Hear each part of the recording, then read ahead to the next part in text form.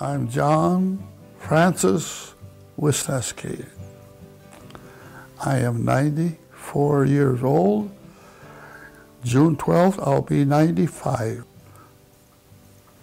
And I'm in good health as far as I know, but you never know when you get to be 95.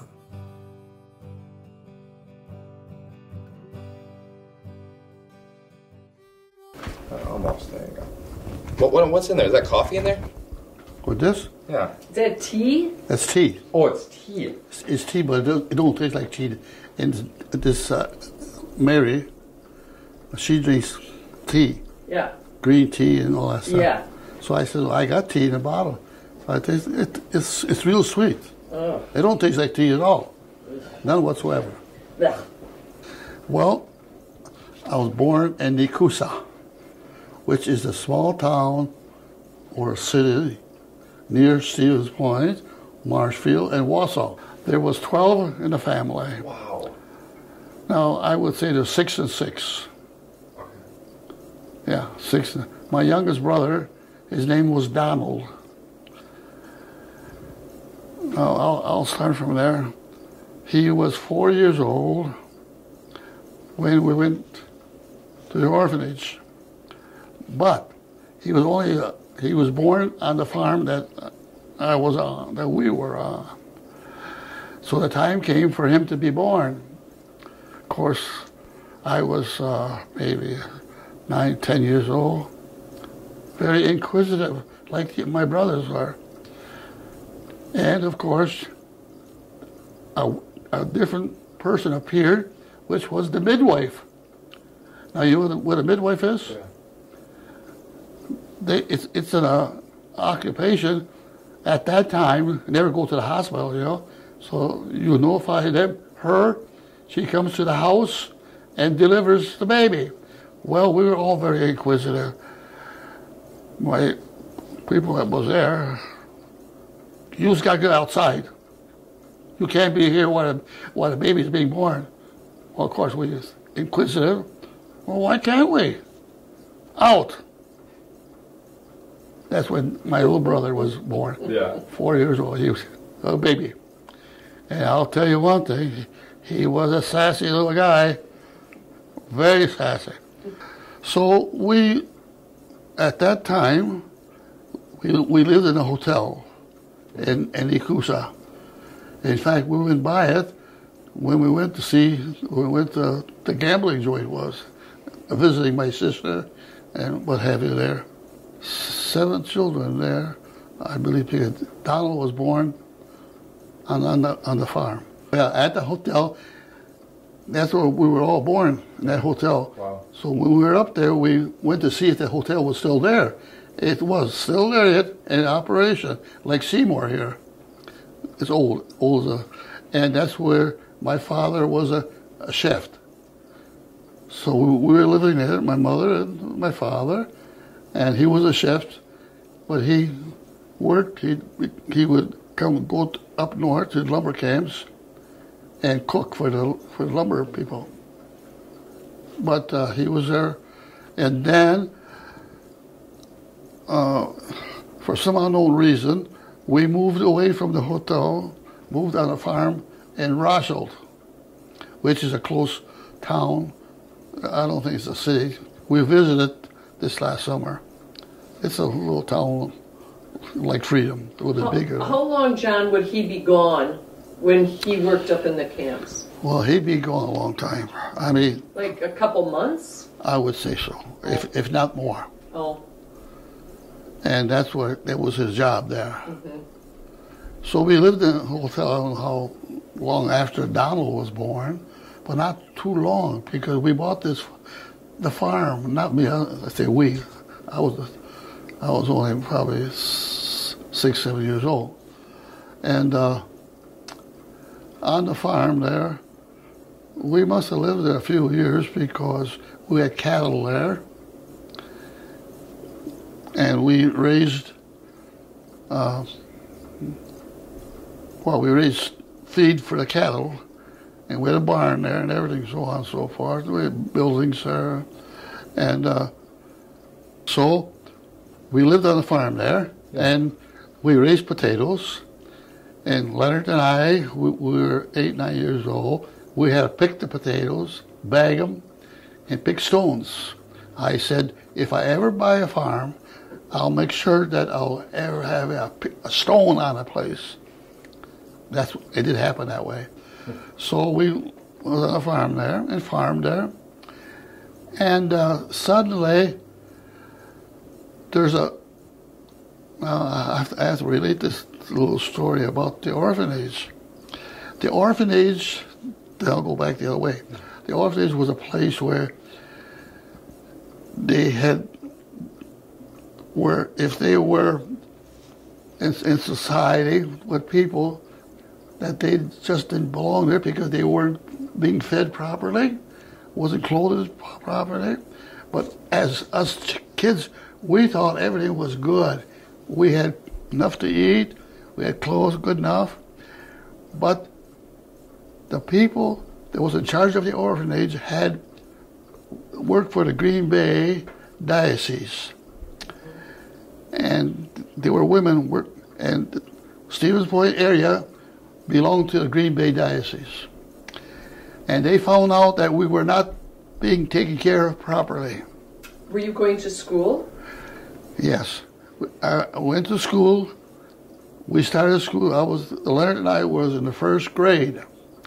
Well, we were there long enough that I flunked the first grade and he passed. Anyway, but so then from there on, they picked us up. This society, the Green Bay Apostolate, they were called, they came and got us. But before they could get us, there are laws. You can't take children away from your mother or your parents. So, my father was in Altonagan, Michigan, where he was a cook in lumber camps. We had to go to the courthouse, the 6 of us. We were standing across the bar there, you know, like they do in a courthouse. And that judge was there.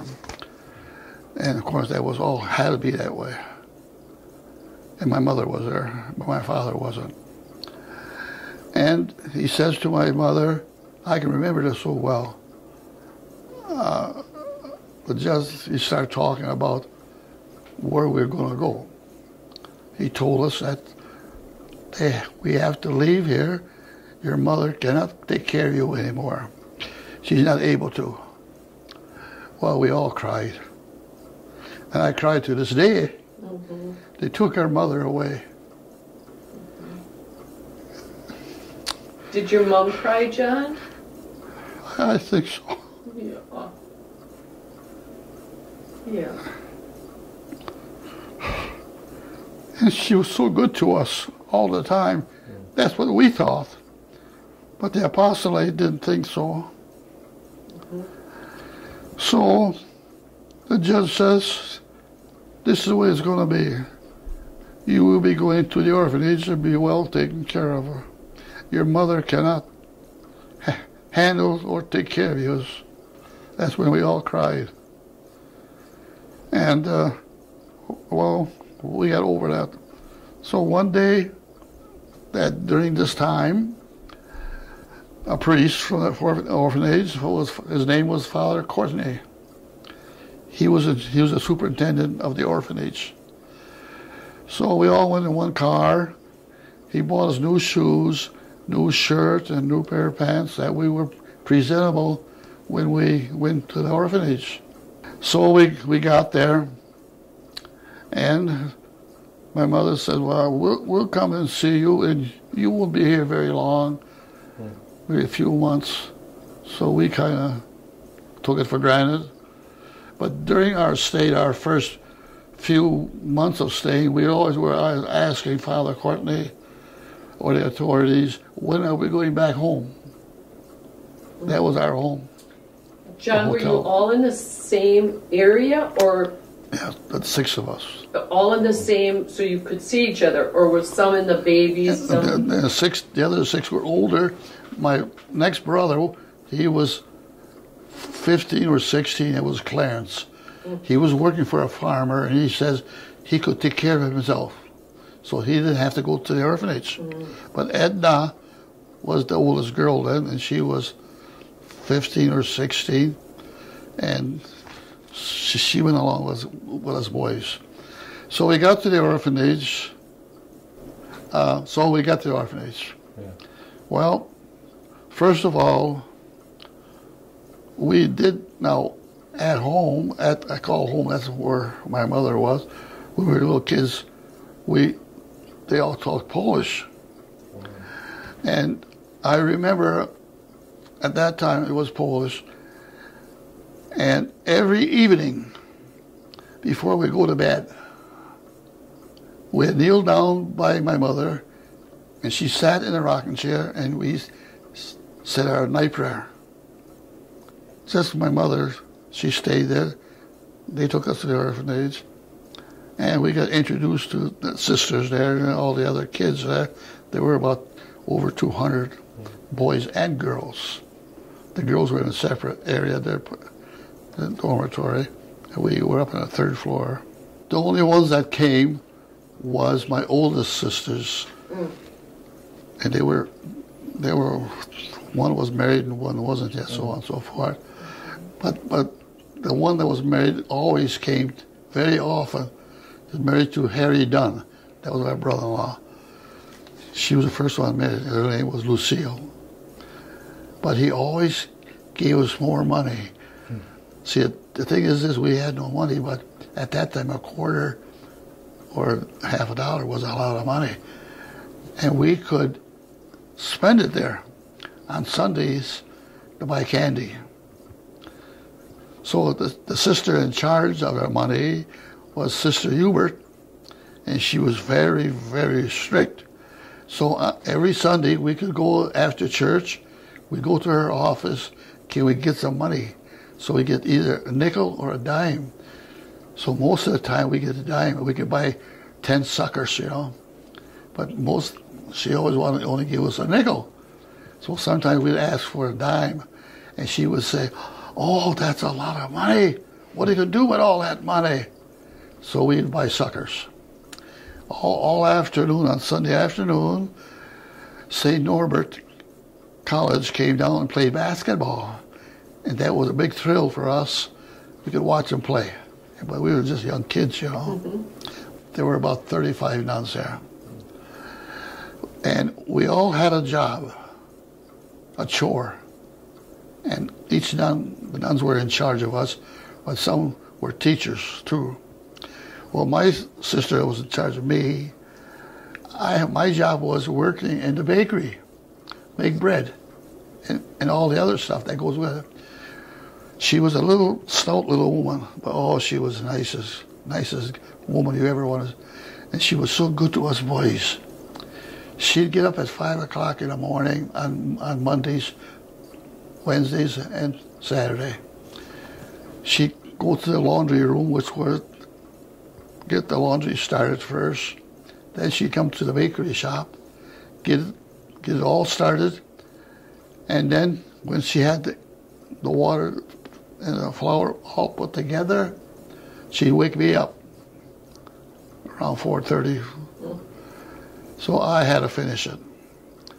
So we had a big mixer, like a cement mixer, and we put it in a great big trough of some kind, and then I would put it on the big breadboard, 8 by 10, and then I'd go to school, go to church, and eat our breakfast. By that time, the bread was ready to make loaves into. I made the loaves, 72 loaves a batch, 3 times a week, a month. I put it in the oven, and I was only 12 years old, something like that. And I could bake bread today, and we make 3 times a week. and regular loaves of bread, and that furnished the kids, Yeah. So, but that was, but every boy, every girl, all had a job. Leonard's job was he helped in the kitchen. And a lot of kids had to scrub the steps and stairs, so on and so forth. All of them had a job. My job was a bakery shop. So, John, did you kids talk amongst yourselves about missing your parents or? Oh yeah, we talked. We'd tell my parents, my brothers, my uncles, aunts are going to come when they were going home, but that never happened. No. It's like here. I wish I could go home, but that'll never happen. Yeah. Well, of course, we didn't know that at the time, No. but here I know that. You always had that feeling. I always had that feeling. But as time went by, it got a little bit like here. Yeah. As time goes by here, you accept it more. Mm-hmm. Well, anyway, I was a big boy. I was tall for my age. I think I got there when I was 10. I was going to be 11. We earned money every year or every 6 months. The priests from the diocese, well, there were a lot of them, maybe 30, 40, 50, or 60 of them. They would come with a car and they would carry their suitcases. So we, 7th, 8th graders, as older kids, we meet them and we carry their suitcases to where they were going to sleep. And they would pay us, give us a dime or a quarter or something like that. Oh, we were so happy. But the sisters thought they were going to make us turn it in. We would turn some in, but we kept some for ourselves. They didn't get it all. We were a little bit too smart, So anyway, then with that money, we'd buy things, which we'd go down to the filling station, and at nighttime, when it's dark, and get our pop. I drink a quarter pop at one time for a dime. And then there was a nice big orchard there. It was still the orchard there. At nighttime, we'd go out there and snatch a few apples off the tree, which we weren't supposed to eat there. Now, were you allowed off the grounds? No, that was a no-no. So you snuck to the filling station? At nighttime, when it's dark. So you snuck out, you had to leave the door and make sure no one saw you. We left the airplane. We didn't have to be in bed till 8 or 9 o'clock. It was dark. Just help yourself. It wasn't naughty, though. And what did you do in the summer for money? Didn't you? The same thing. Did you go up to Door County, though? Oh, yeah, that's. And then as old as kids, we'd go to Door County and pick cherries. It was a thrill. The first year I couldn't go. The second year I caught the measles, so they brought me back. Then I went up to the third or fourth year. Oh, that was wonderful. We slept in barracks up there, sheds, Whoever owned the orchard had things fixed up for us. And then we didn't get the money, though. The diocese didn't know. The orphanage got the money. But we picked cherries like the Dickens, and we had a couple sisters would come along, 3 or 4 of them, and they would help us pick. And so we'd have a contest once in a while, who would pick the most berries, all those pails. You know what those pails look like? We had a guy there by the name of Joe Peer. He won. He could pick the most berries. 32. We call them quarts. 32 pails, and I could pick about 7 or 8. Is that a day? A day, all day, and then we have our meals. We come back to the barracks, have our meals, and we always got some candy at nighttime and Sunday. Some candy for picking berries. That's the only pay we got. But the money, the orphanage made money, and these people that owned the orchard, they would hire us kids, And how did you get there to Door County? How many what? How did you get there? In a big truck. A regular cattle, not a cattle truck, but a truck with sides on up. And you just stood? We just went on top of in there and just stood in the car and go all the way to Stevens Point up to Bailey's Harbor. Oh. But that was a thrill for us. Did you have good nuns? Well, that's something to discuss. We had, well, like the sister that took care of me, she was the most wonderful person in the world. If there is a heaven, she's there, up on top. She was so good to me and good to the kids. She would help the kids scrub the floors on her knees during her spare time. What was her name? Cupertina, Sister Cupertina. And it was too bad. I wanted to see her when she died. But with all the kids, I didn't go to the funeral. I wish I would. Right to this day, I feel so bad that I didn't go. Mm-hmm. But, oh, she was a wonderful sister. Well, the school sisters, they were good. They were good. But we had some that were just general people, general sisters that are just to be laborers to help us all. But there were some mean ones, and I mean mean ones. One especially, but she just slap you across the face and everything. And did they actually do that? Huh? Did the mean one actually do that to kids? Yeah. Like slap them, or yeah. Or they hit them with a stick, or what? Up with the face. I can only remember once I was in school. I was the 3rd, 5th, or 6th grade. I must have did something. And she was walking down the aisle. All of a sudden, bang! I got it. I didn't even know I was going to hit. She hit me real hard. I don't know, on my back or on my face. But there was a few part in between. Now, don't get me wrong. That they were nuns that were, all about. They did it to give their life to God. Mm-hmm. So that they had to have, but they had 35 at one time. But there was. Over 270 kids. Of course, now there was a baby department. Donald was too young to be amongst the other kids. So Donald was in a baby department, which is a separate building where all the little kids that had kids born out of wedlock or were in a different place in Green Bay. But when the little babies got 2 years old, they'd come to the orphanage. It was called the baby house or Nazareth, and the 7 and 8 girls took care of them. And they were little kids, little bitty ones, like you see around here once in a while. And they would stay there, boys or girls. They would stay there until they were 4 years old. Donald stayed there for a while, because he was a big boy, and he was in charge, it seems. He was an naughty little guy. So when he got to be 4 years old, he was over with us. Oh.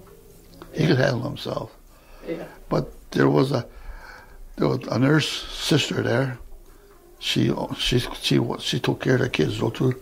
Of us, if we had something wrong with us, she'd take care of us too. But she was mainly in for the little babies, and they were, you know what happens to little kids. And they always had, the building had no steps, but it was thing where they could run down low so they wouldn't fall. Mm-hmm. No steps. And we go over there, go see Donald all the time, which was the next building, maybe 500 feet away. And we go there, we'll see Donald. We go see Donald when he was still there, yeah. Oh. They had all kinds of toys, and some were crying, some didn't know. What about, did you ever go then to the Green Bay Packer games? Yes, we would go by ourselves. We'd go on Sundays. A few of us boys. Of course, we had no money. If we only had a quarter to get in, it only cost a quarter. But we didn't have a quarter. So we'd go past the bishop's house on Webster. We got to the wooden fence. At that time, they had wooden fences all the way around. So near the corners, it was kind of dug out a little bit. We'd crawl underneath the boards, underneath there, and the security was right there, and they turned their eyes the other way, and we could crawl underneath the fence, and we got in. But it cost a quarter, but we didn't have a quarter at that time. That was a lot of money. But we got to see all the Packers. And what famous Packers did you see? Don Hudson, Arnie Herber, those were, and Clark Hinkle. They were our famous. They were, and Arnie Herber, Hudson, all the. You mention names, I know them all. Yeah. But we crawl underneath the fence, then we go back home. So Sunday afternoon, we were free, you know. Sure. But anyway, we got to see the games free, crawl under the fence. Yeah. Were both your parents born in Poland? No, but my I had 5 uncles Okay. came over with my grandpa. Okay. And my father was born, him and a sister was born here. Okay. They were the last children, but the other brothers were, and a sister was born in Poland. Richard went to Poland a couple And times. Wisniewski in Poland. Yes, well, and like Richard says, the name Wisniewski is like Smith. The name is like Smith in America here. But of course, in Poland, they speak Polish, of course, now. Like around here, I know, like the W's are V's, so it's Wisniewski. That's V. That's Polish, Wisniewski. In America, it's a W. That's W. Wisniewski. And why do you think that they came and settled? Well, it was uncommon. I believe I also often heard was the potato famine. There was no potatoes. There was nothing to eat, no jobs, no nothing in Poland. So they all came to America, the Hollanders, Germans, everybody. And then they came to America here, and the people was in charge. Then they could buy crops, they buy land, but they would get the land similar to the land that they had in Poland, because that's what they wanted. They could grow potatoes.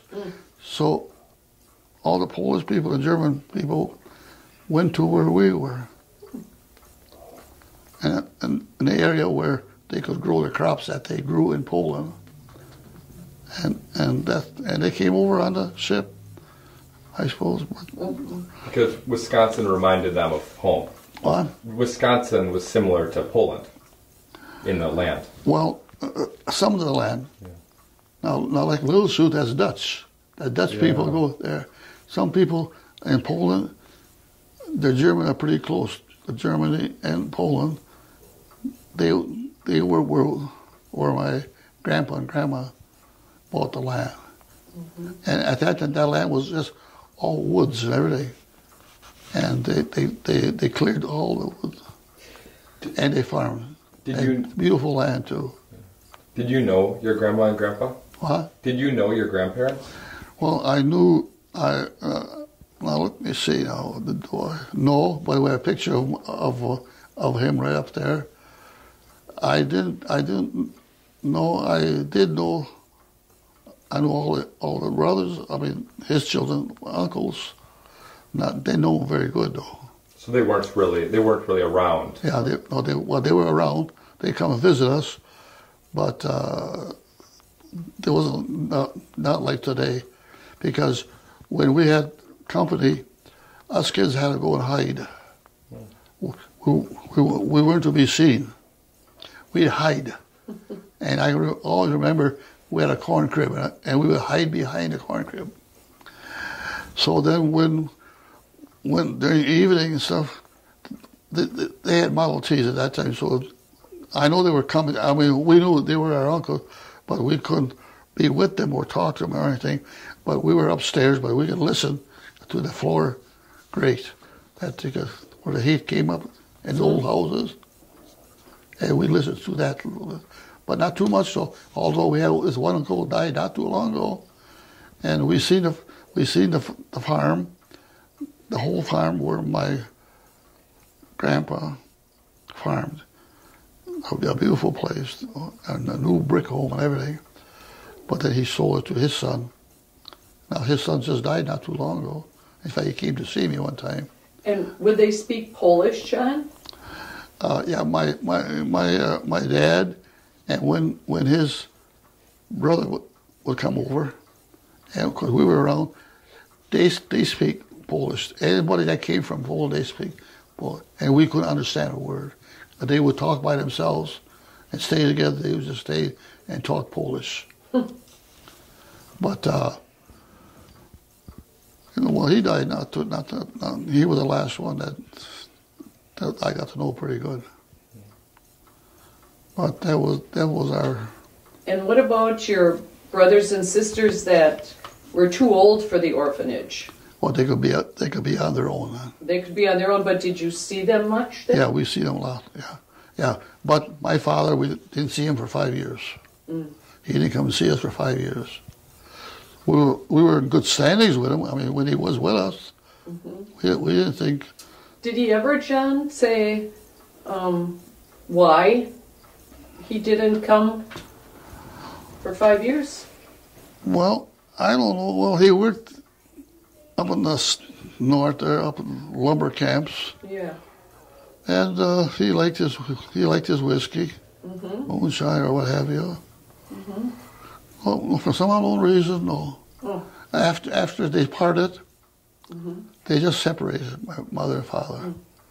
My mother came real often, and she would always come with a friend that they knew, a neighbor. At that time it was a Model T car, I guess it was. But they came often, and my brothers and sisters came often too to see us. And when they would come to see you, did you think that they were going to take you home with them? No, we passed that stage. You were past that? Yeah. That was just a visit? Yeah, the first year, and then, well, Father Courtney, he was like a father to us. He ate in their separate buildings, separate room, and he'd come out and we would hang out to him. We'd ask him how everything was. He was like a father to us. And then we'd go, and he would take us to have our haircut, but go to the dentist or have our tonsils taken out. He would take us. He always had a good car. Did they, wouldn't they take a group of kids to go get their tonsils out? Yeah. How did that go? In a car. But I mean, how did they work that? They would just take, even if you didn't need your tonsils out, you would just go with the group. Well, tonsils had to be taken out. There was no way out. Everybody had their tonsils taken out. Everybody. That was just one of the things. And I think, if I'm not mistaken, I think we stayed overnight. Nowadays you don't hear that. You don't hear kids having tonsils taken out. But ours was a must. And then we had barbers come in to cut our hair. And one of the barbers was this Pete Van Wetering that cut my hair when I was on the farm. Yeah, the barbers, they just would come for charity. You know. Did you ever get birthday presents or Christmas presents? Oh yes, we all got presents. It was mostly clothes, and Santa Claus came in our playroom. Our names were all on the bench, and the next morning, Santa Claus had come. And what would he bring? Clothes. Clothes. Yeah. Like a shirt and a pants? Yep. Or shoes. Yeah. And then Sister Cubertina, she was in charge of the boys, of course, and she would darn our socks, and we darn our own socks too. They showed us how to darn our socks, and if I had a darn needle, I could do one of my socks. There's a hole in it, but now they just throw them away.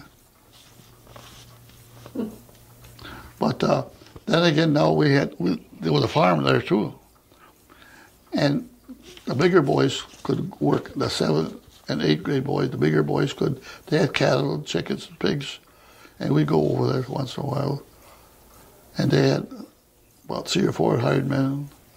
Now that land there is all houses now, but the orchard is still there, yeah.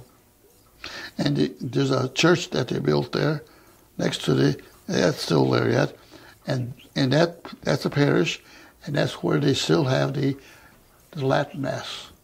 It's still there yet. It's on the premises. But the Green Bay Diocese owned a lot of land. They had a bishop's house, and on Saturday, I had to go to the bishop's house to deliver their bread for the weekend and buns. And then the sisters would come to the, oh, thank you. But anyway, that part, there's a lot more to our lifestyle, our kids, how we acted. But we did go to school. Oh, and then, Leonard, well, you know Leonard. Well, he passed the first grade. While we were on the farm, we did go to a country school, Leonard and I. And when we got to the orphanage, we were very smart. So Leonard, I don't know what grade, I guess he got ahead of me in grade. So I was pretty tall. They asked me what grade I was in. It's first grade. Oh, they shook their head. I was pretty big by that time. I was 11. I was going on 12 years old. So I didn't stay in first grade. I didn't stay in second grade. I missed the third grade. They put me in the fourth grade.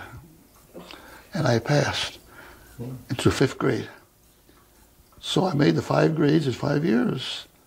See, I was there 5 years. I went to 5 years of school. That's all that. And I didn't know a word when I went there at all. Because when I flunked the first grade, and then when I got to the orphanage, I was then in the fourth grade, and I couldn't read yet, or I couldn't spell. So I had a tutor. I had a boy that was 7th or 8th grade. I had to go outside the school on the corridor, and we would sit on the stair step, and he would teach me how to read and how to spell. And that's how I got to learn.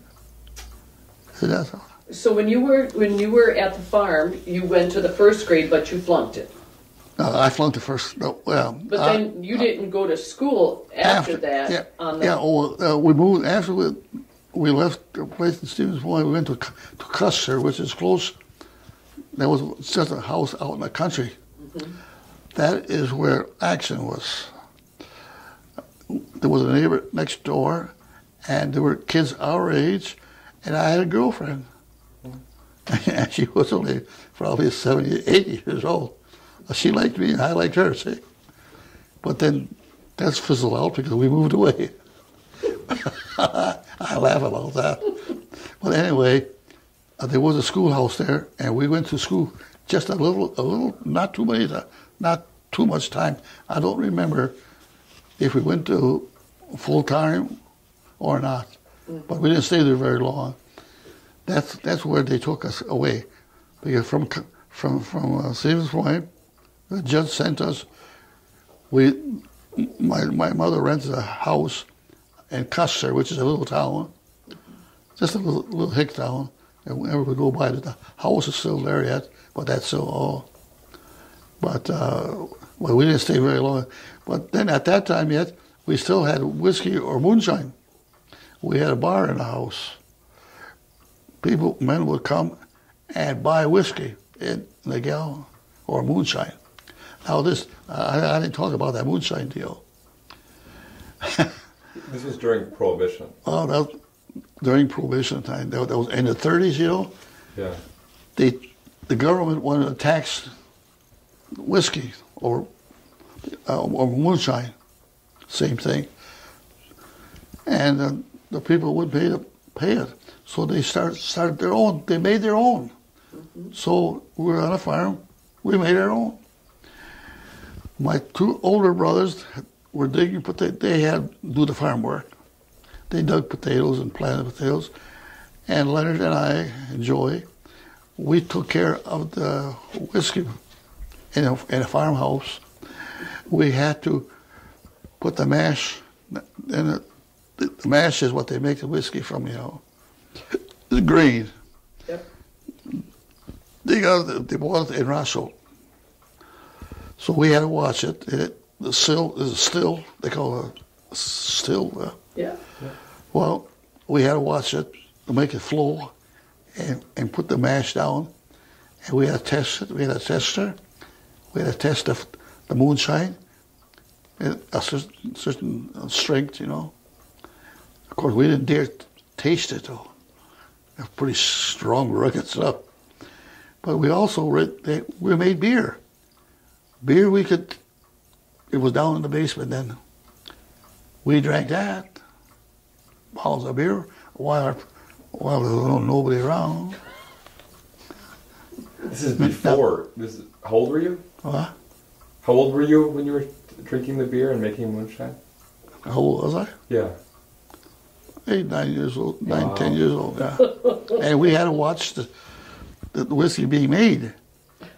And we had to watch to it that there were no federal men around because they were around, so we had to hide that still and the other thing out in a big stone pile with big bushes growing around it. We had to hide it when we found out that they were in the neighborhood. We had to hide it. Us kids had to hide it. We had to do that. And we actually made this stuff. I still can see it flow, that stuff flowing in that copper. But anyway. Was there ever a time where you thought that the police were coming? Well, oh yes, we were informed somehow or another they were in the neighborhood.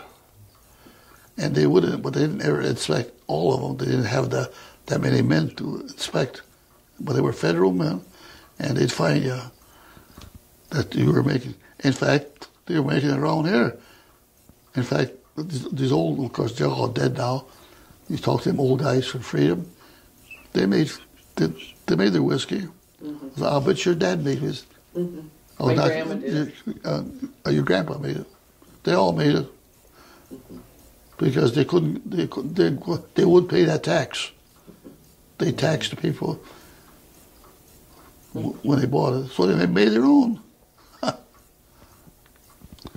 So like on the farm there, we had cattle there. Our job was on the cattle was to watch the cattle out in the field. There were no fences. We had maybe 8 or 9 cows, you know. And I don't know who milked them. No, we didn't milk them. The older brothers milked them and took care of them. And we had a separator that separated the cream from the milk, and we sold the cream only. And then the things that were left over was skim milk. We fed that to the pigs. And now, that's usable right now. They make other stuff with skim milk. Okay. When you got to be in 8th grade, there was about 17 of us, with the girls and boys. And then they place you out. What I mean by places, they find a place for you. In other words, you can't stay at the orphanage no longer. You're done. So they find people, sponsors, that would take you. Well, most of the boys went to farms. Leonard went to a farm. Joey went to the farm. Edna, my sister, she went to a house where they had a boy and a girl, and they were Odenhovens. They were a construction guy. So they needed a nanny. So Edna went there. And other girls went to other places like that. And the boys went to farms. Well, Joy went to the farm in Freedom by the name of Van Hoofs. They didn't have no girls there. And him and her, they mistreated Joy terribly. No, not Joy, Carmen Cruel. Poor guy, he was one of my friends. He had worked, and neighbors told us that poor guy was 8th grade, and he wasn't very big. He had to do the farm work. Mm.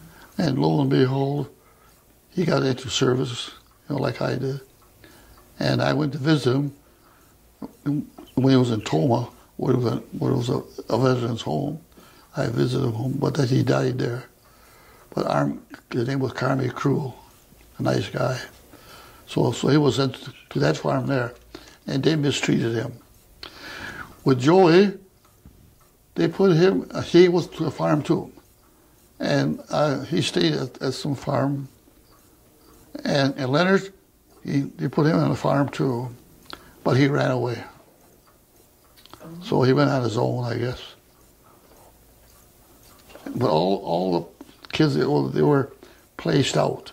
Mm-hmm. Once in a while, they may have went to their relatives, not too many. Mm-hmm. But they were all placed out after they graduated from 8th grade. Mm-hmm. So there would be times in there that you didn't talk to any of your brothers and sisters. No, we were all together.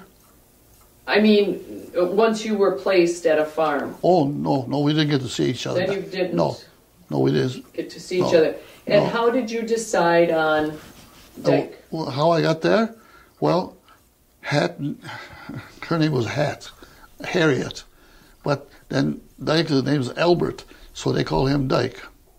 Well, they had no children. So when I was in 8th grade, I says, I'm going to go to high school. How are you going to go to high school? And there was only a few that would go to high school. At that time, they all didn't go to high school. But I insisted I want to go to high school. Why? I mean, that's where I was going to go. But they had to find some farmer that would accept me. The reason they accept me, to work. Now, all these kids, farm boys, all girls too, the reason they were taken to work. And that was published around too. And I said, I'm going to high school. So they asked Haddon Dyke if they would accept me, but I had to work the farm too. And I did. I couldn't practice basketball when the rest was, because I had to be home at 4:30 or 5 o'clock to do the chores. And they knew that I could cook and bake. I did that there too, because Hat and Dyke, they raised sugar beets. And she could work out in the sugar beet fields, and I could stay home. I could stay after high school, make the meals, and make bread. I did that too. And I could take care of the cattle. I did that there. Chickens, we had 500 chickens every year. Baby ones then for eggs, and I had to gather the eggs, and I had to take care of the eggs too, because they were sold in Chicago. So when I left, well, I graduated from 8th grade, and then there was a gentleman came there from the government. He was told to go out and tell these people there was a war going on. What kind of a job do they want, or what do they want, or what they're going to do? Well, I said, I want to be a welder. Under the blue sky. I was 8th grade. Yeah, I want to be a welder. Just like that. So I left. A few days later on, there was a man came over to see me. And at that time, there was a war going on, and they need people work in shipyards.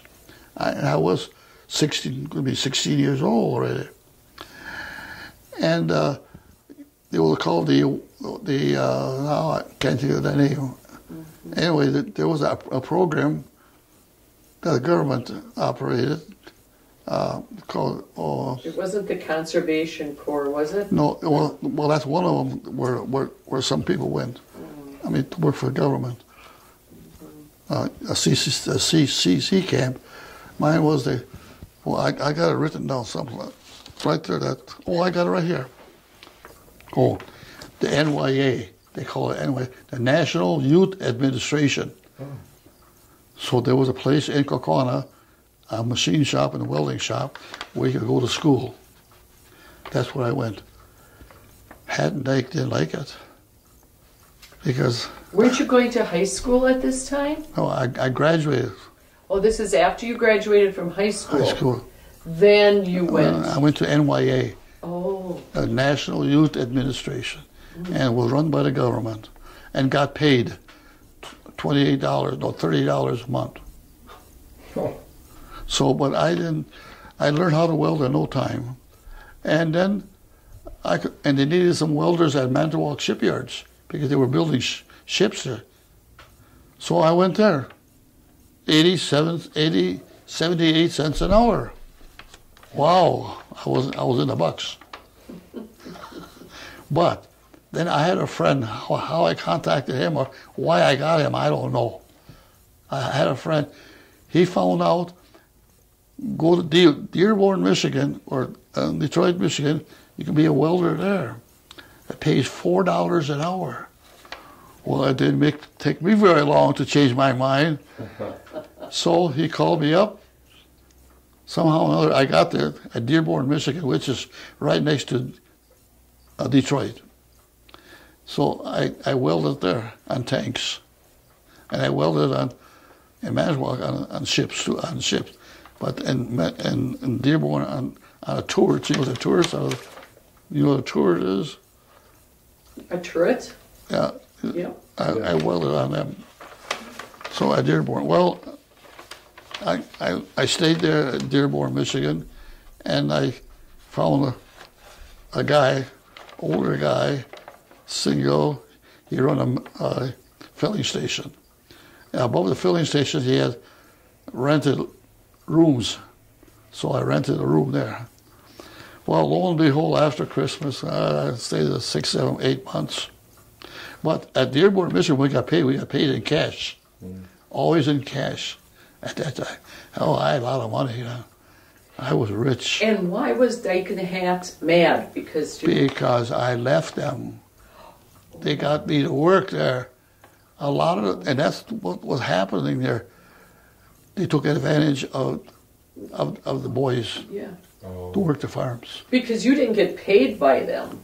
No, I got a quarter a Sunday. Every Sunday I got a quarter. And they marked it down too. But they were good to me though. I mean I don't and they were good to me. They bought my clothes and I could and a Model A Ford, I could use that. And well, I suppose when I asked me when I met your grandma. We're getting there, aren't we? Did you feel like did you feel like they were like parents to you? Did you? What? Did you feel like they were parents to you? Did you really? Well, not exactly. I just felt as though that they wanted someone because they didn't have no children there, and then I could work the farm. And I could work the farm. Well, I drove tractor, and I milked the cows, take care of the horses, the cows. I did everything. That all came to me natural. And I could do things that take care of the chickens and everything. I was young, 15, 16 years old. Okay, I was welding in Michigan, and I liked it there. And there were some good people, friends I made while I was there. And then, of course, I received a letter. Greetings, it said. You are hereby report to Allegheny County. So I had to report to Milwaukee at a receiving station. And we had to take our oath first. And we gathered in a big building, like a gym building. And there was a lot of guys my age, of course, from 17, 18, 19. They were all around my age. And the officer in charge, a sergeant, said, the sergeant says, all those that want to enlist in the Army, you stand over there in that corner. Those who want to take the Navy, you stand in this corner. That is how I got into the Navy. I had read about the Army. I read about the Navy already ahead of time. And I didn't want to choose the Army. I figured I'd be better off in the Navy. the Navy had a chance that you could have a better chance to further your education in the Navy. You could go to service school. That's why I took on the Navy. And I knew that their food was better. I mean, I probably shouldn't say that, but I found that out. That was the truth. So I was in the Navy. I was part of the Naval Reserve. So we got a couple of weeks time off first. Then we had to report back to Milwaukee, and then they assigned us to where we were going to go. So they needed sailors in Panama because now you could either go to a school if you wanted to, if you passed a test. I had to take a test in welding, but that's what I wanted to do. Well, they gave the excuse that we don't send men to a service school to learn certain trades because we do that. There's a right way and a wrong way. You could be a welder, you could be a machinist, but you got to do it their way. The way you do it, it's wrong. You got to do it the Navy. You get taught by the Navy, you get taught by for the Army. So I wanted to be a welder, so they didn't take me. So I went for general duty, went to Panama. Well, of course, you know, the Panama Canal, that's a big thing. They didn't want another thing what happened before. So first thing that I was aboard a ship. It was a patrol vessel.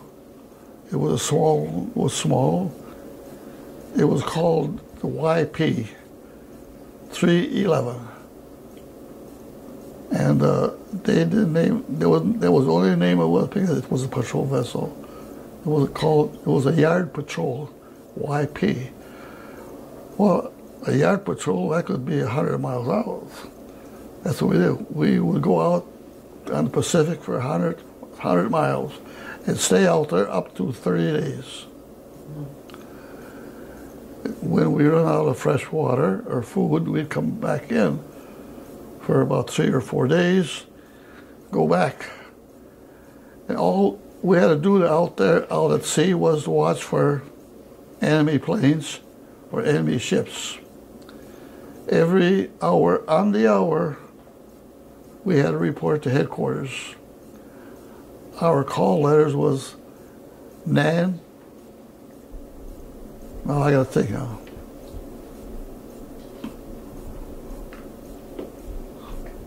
Every hour on the hour, we call headquarters. Okay. To see whether or not there was any enemy. Of course, we didn't know that ourselves. Any enemy ships, or mostly it would be mostly planes, enemy planes. Then we'd call in, and then they would send their force out to sea. But by that time, we'd been dead by that time. We'd be down at Davy Joe's locker.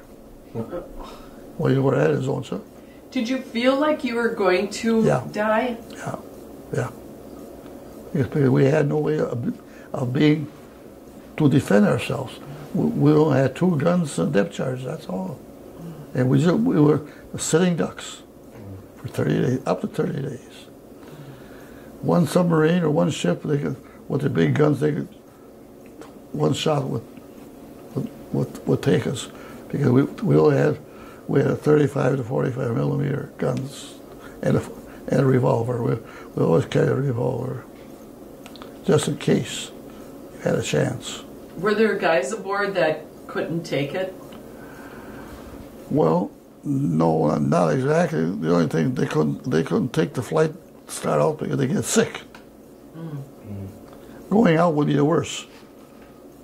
You feel awful, but while you're out there, it was normal. Mm-hmm. No, we were all young. Why do they have these young kids? Your life, your thoughts are altogether different when you're young. When you're older, say if you was 40 or 50 years old, you would think about that. But no, we didn't think about that. Was the least of our worries. We were out there to do a job. We'd fish, catch sharks. That was our recreation, fishing. And of course, we were on duty every hour, on the hour. You were on, I think it was 4 on, 8 off. It was on 4 hours at a time. Then you got 8 hours off, see.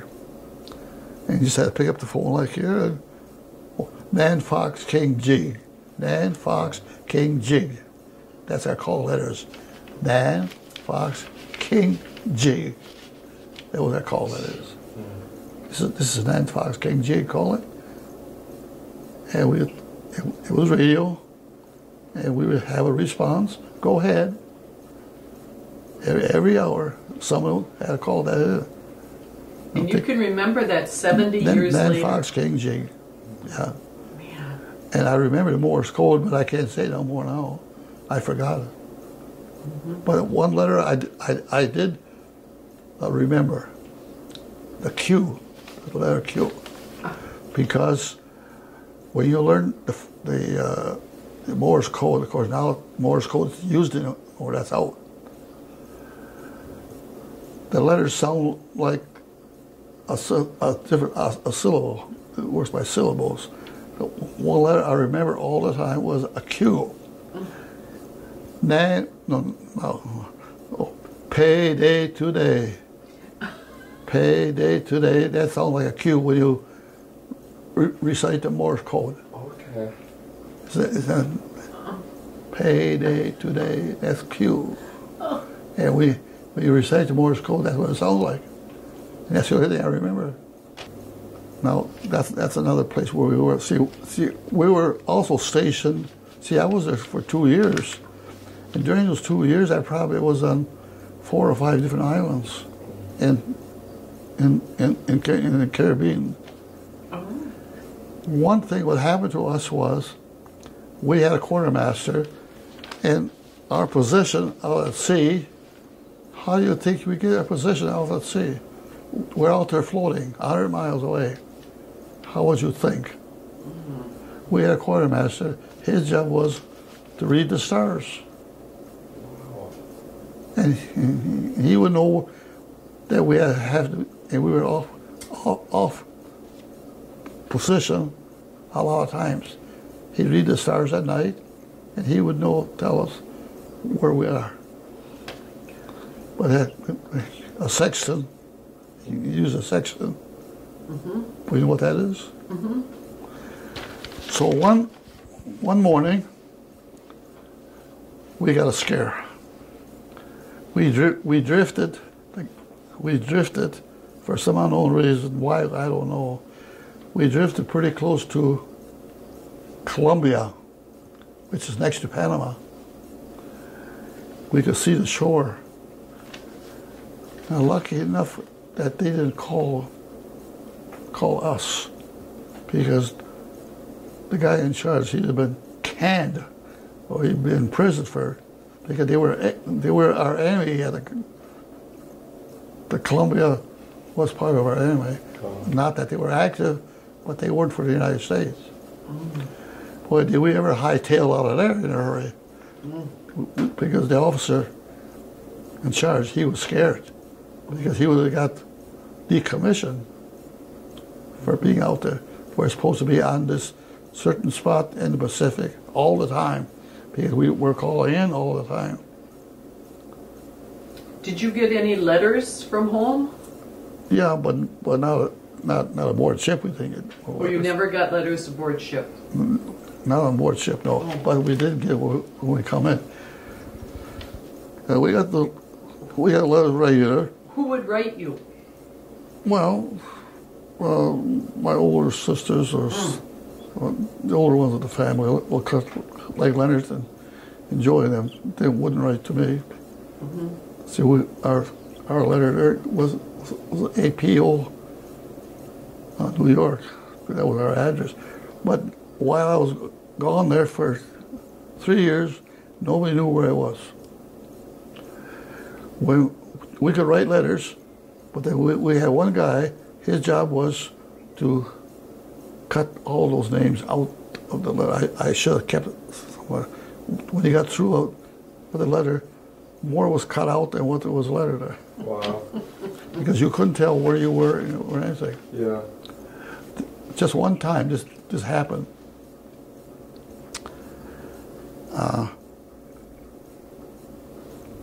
I don't know if you remember Father Hippus. You remember him?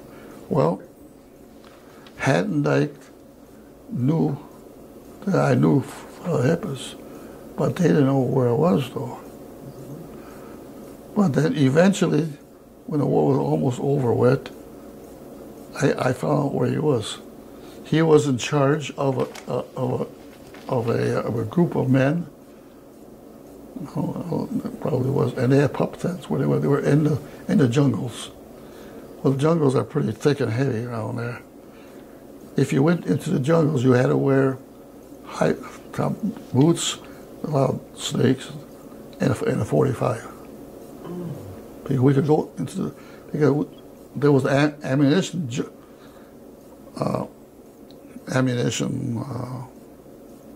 a spot there where we had to furnish the ships ammunition. That was in the jungles for when ships come in. If they were short of ammunition, we had to go out. We had to go out there and fill out the order. So, John, when you were stationed out there, where were you stationed again? Like when you were at an island, what islands were these? Well, one was where we had a radio station, a radio station, was Flamenco. Flamenco An island. Yeah, Flamenco was an island. These are all around Panama? Around Panama. There's all kinds of them. But this one was out away from the harbor. And there was 16 of us sailors. We manned the radios. But this was on an island, and there were army men there, and Marines there, and they manned the big guns, the 16-inch guns. But we were dug down in an office down below, and we had steps to go up to it. A lot of steps to go all the way up there. And then we had a door, and it was carved out with stone, and we had an office in there, a radio. And then we knew every ship that went through the canal. So when you first got drafted, when you got drafted to go to war, how did you feel? Did you think this is a job? Did you want to go help for the war? Or did you... Well, that word help, no, I didn't. It was just one of those, we were all drafted. I mean, there weren't many men left. No, we thought nothing of it. There was something that happens. Age didn't mean anything to us. We didn't think too much of it. That's why the young people have a different mind altogether if you're 40 years old. I mean, I didn't think too much of it. I just think, well, everyone else is going, I'm going too. But did you feel like you wanted to support your country? Did you have that feeling or no? Well, not exactly that feeling. It was just a way of, I think a way of living. That's something we had to go. Yeah. I mean, they all went, so I'm going too. Yeah. And a lot of them enlisted. Why did they enlist? Because all their buddies are going. They're gone. And at dance, if you ever went to a dance at that time, the girls danced with the girls. There was no men around. And when I got out of service, I was the only sailor out there. or Army. They danced with. There weren't no males. So you didn't know Elrita at all through your. Oh yeah. I knew her. But we'll get to that part too. Mm. That's the best part. Mm-hmm. See, we were down there 2 years. It got to the point that we weren't ourselves no more, and the officers knew this.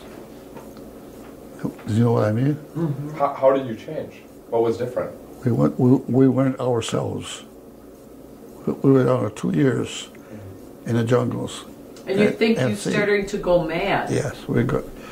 And they found out that, see, the Navy rules was 1 year sea duty, 1 year land duty. Of course, there's a war going on. So we were down 2 years, and 2 years was too long. We were getting batty. The soldiers there were saying that they were soldiers, I see them myself. They were going batty out of their minds. Too long. That just happens.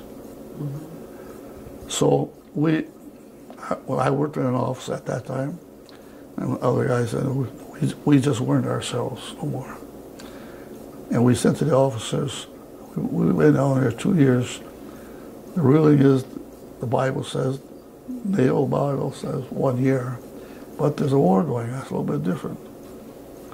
So there was 6 or 8 of us, 7, 8, well, maybe 7 or 8 of us sailors. There was a PBY. A PBY is a flying boat. A ship that fly in air or on water. And they had some material, or will get some material, was going to land in Miami, Florida. So we happened to be on it. There was openings on that boat, the PBY. Oh, we got to Florida, and we kissed the girl. Oh, it was one of the happiest times of my life. That we were on American soil. But we were in the jungles for 2 years, from island to island, from sea, water, and so on and so forth. It got to you. Mm-hmm. And that's how I got back to the States. And then I was transferred several places, but my good place that I liked was New York City. I didn't like it at first, but I did after that. Almost 1 year in New York. That's something to be down there. Mm-hmm. All the advantages we had. I could see every ball game, every stage show, everything, all for USO after coming from Panama. It was unreal. And what would those girls in the U.S. I mean, I remember you were talking. You would give the girls what for them? Well, my first job after I got from my 30 days leave, we were placed on other stations, but would place you what you were trained for and what you worked all this while. Well, I worked in a receiving station. What we had to do, we had to transfer sailors from one station, from one state to another state, and we had to make up orders, paperwork. And we get the orders from the headquarters, and the women, the girls, I should say girls, they would type them out, the orders. Most of them was sent to California. And that's most of them went, the sailors. And we'd make mimeograph copies of them. That was our job. But we were kind of smart. The cigarettes were hard to come by. Very hard to come by. And the girls in the office, there was maybe about 6, 7 girls, young girls, civil service girls. civil service girls that work for the government, do office work. And in fact, two of my cousins in Washington were civil service girls. We go visit them when I was in New York. And these girls smoked. And they couldn't buy cigarettes, and they couldn't get any. So we made a deal with them. If they would take our hours, the morning hours until noon, give them a pack of cigarettes, we had her made. They were happy. They were happy to do our work because we had to mimeograph the orders and to be sent out. And they would do it for us. And I can still see standing by the counter there and making this deal with this girl and give me a pack of cigarettes. They loved it. So then I worked downtown in New York City, working in a bakery shop. I don't know, during our time off, right downtown. It was a bakery shop on our way, and we walked, and we worked in the bakery for extra money. So we made a little extra money. And in the afternoon, we had to hurry up and go back to the office. And the lieutenant in charge, he was easygoing, as long as the work got done, The war was almost over with. And they were kind of easy on us. But anyway, that's how we did a little money. But we worked in a bakery shop, and we had this one woman, she was in charge. She was our foreman. She was about 35, 40 years old. Well, we made this dough. We made the dough, and other people made, and so on and so forth. And we worked 3 or 4 or 5 hours and got paid. But one guy spoiled it for us. He's put his time in, but he wasn't there. And it was a no-no. So we all got canned. So John, with all those jobs, and with your Michigan job and all of that, how much money did you have in your savings?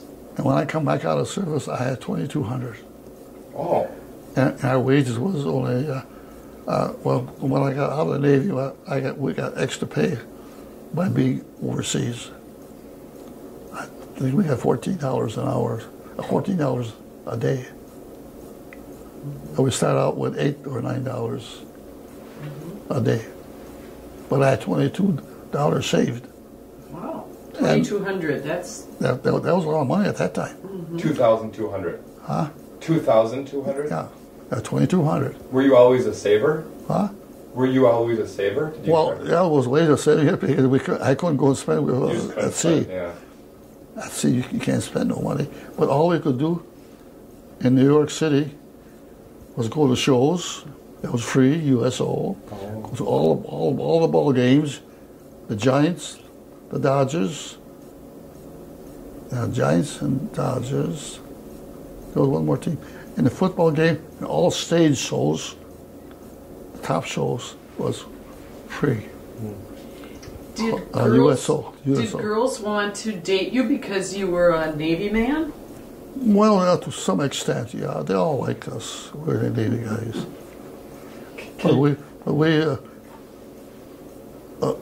Our life was a little bit different. We want to get back to the States and. But now, when you were done with service, was there anything wrong physically with you after you were done with service? Yeah, I had malaria, number one, and my toes, the tropical rot. I still have it.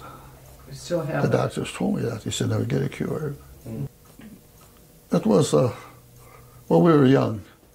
We didn't care. We were at sea. So they drop a bomb on us, we go down. Davy Joe's locker. You're 18, 19, 20 years old. Let's see now, I went 19. I would have been 23. 23. See, when I landed in that year, which was June 12th, I was 20, I think 23. Mother was 21. There was 2 years difference. She looked at me and I looked at her. She was happy to see me. But the only thing is, we wanted to go home, but she had a job at the store there. And she asked him if he could have the afternoon off. He says, absolutely, no way. You work here till evening. And then she says, I quit. So she quit her job. So then we started going out, and as usual, you know, before you get married, you fall in love. So we got married in October. Now, that same year. Did you know her at all before you went to the Navy? Oh yes, but I didn't tell her, did I? Well, no. Well, I went to a funeral. I won't go into detail of who it is, so on and so forth. And I seen her there. I said to myself, that's my girl. I'm going to marry her. Really? Yeah. When you first saw her? When I first saw her. She caught my eye and I got her eye. And I said to myself, I'm going to marry that girl. Wow. And 3 years after, almost 4 years, I did marry her. Wow. But anyway, so then I got to know her through her brother. But she was the youngest one of the family, and she had a brother who was about 8 years or 9 years older, maybe more than that, but she was the baby. That's her right up here. Mm. She's the baby. Yeah. So she had this brother, and I couldn't drive. Yes, I could drive at that time, but I didn't have a car. So we'd go out a few times on dates and so on and so forth. Well, from the time I got out of the Navy until the time we got married, I went to NYA, which was the National Youth Administration, because there was a war going on and they needed welders and machinists. So I went to school in Kaukauna. I learned how to weld, and I got a job at Manitowoc. From Manitowoc, I went to Ford Motor Company in Dearborn, Michigan. John, what was Elrita doing at this time? Oh, so then she quit her job, of course. So she worked for 5 and Dime in Appleton, one of those stores. She worked there, and then she worked for Hofer Glass, where her brother, Robert, worked. So she worked there, and she worked there until, I believe, that she got married. So, Grandpa, so you got married in October. Yeah. And what was it like to be married? What did you go to get a house? Did you want to have kids? What was it like? Well, I didn't have to worry about the kids that just came anyway. But no, that's another story. Yeah. She got sick while we were on the first farm. We went to Rochester, Mayo Brothers, about 5 times or so. Couldn't find anything wrong with her. But she did have a condition, a blood condition. But she was okay after that. So when I got back from the Navy, I had to do something. Of course, we got married.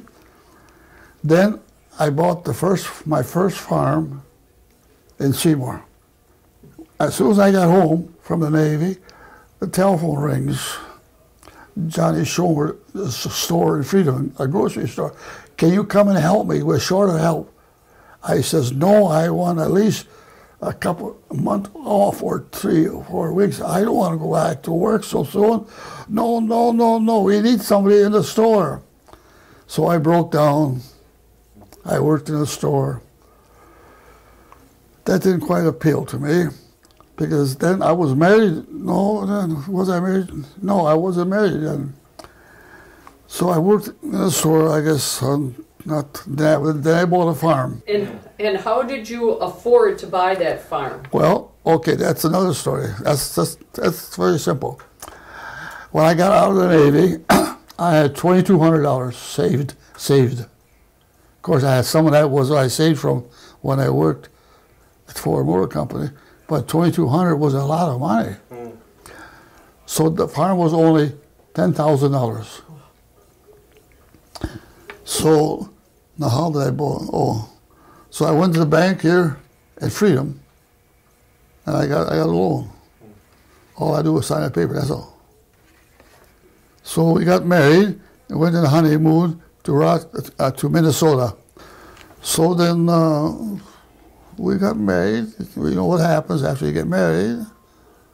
Little Richard was born. So we got married in October,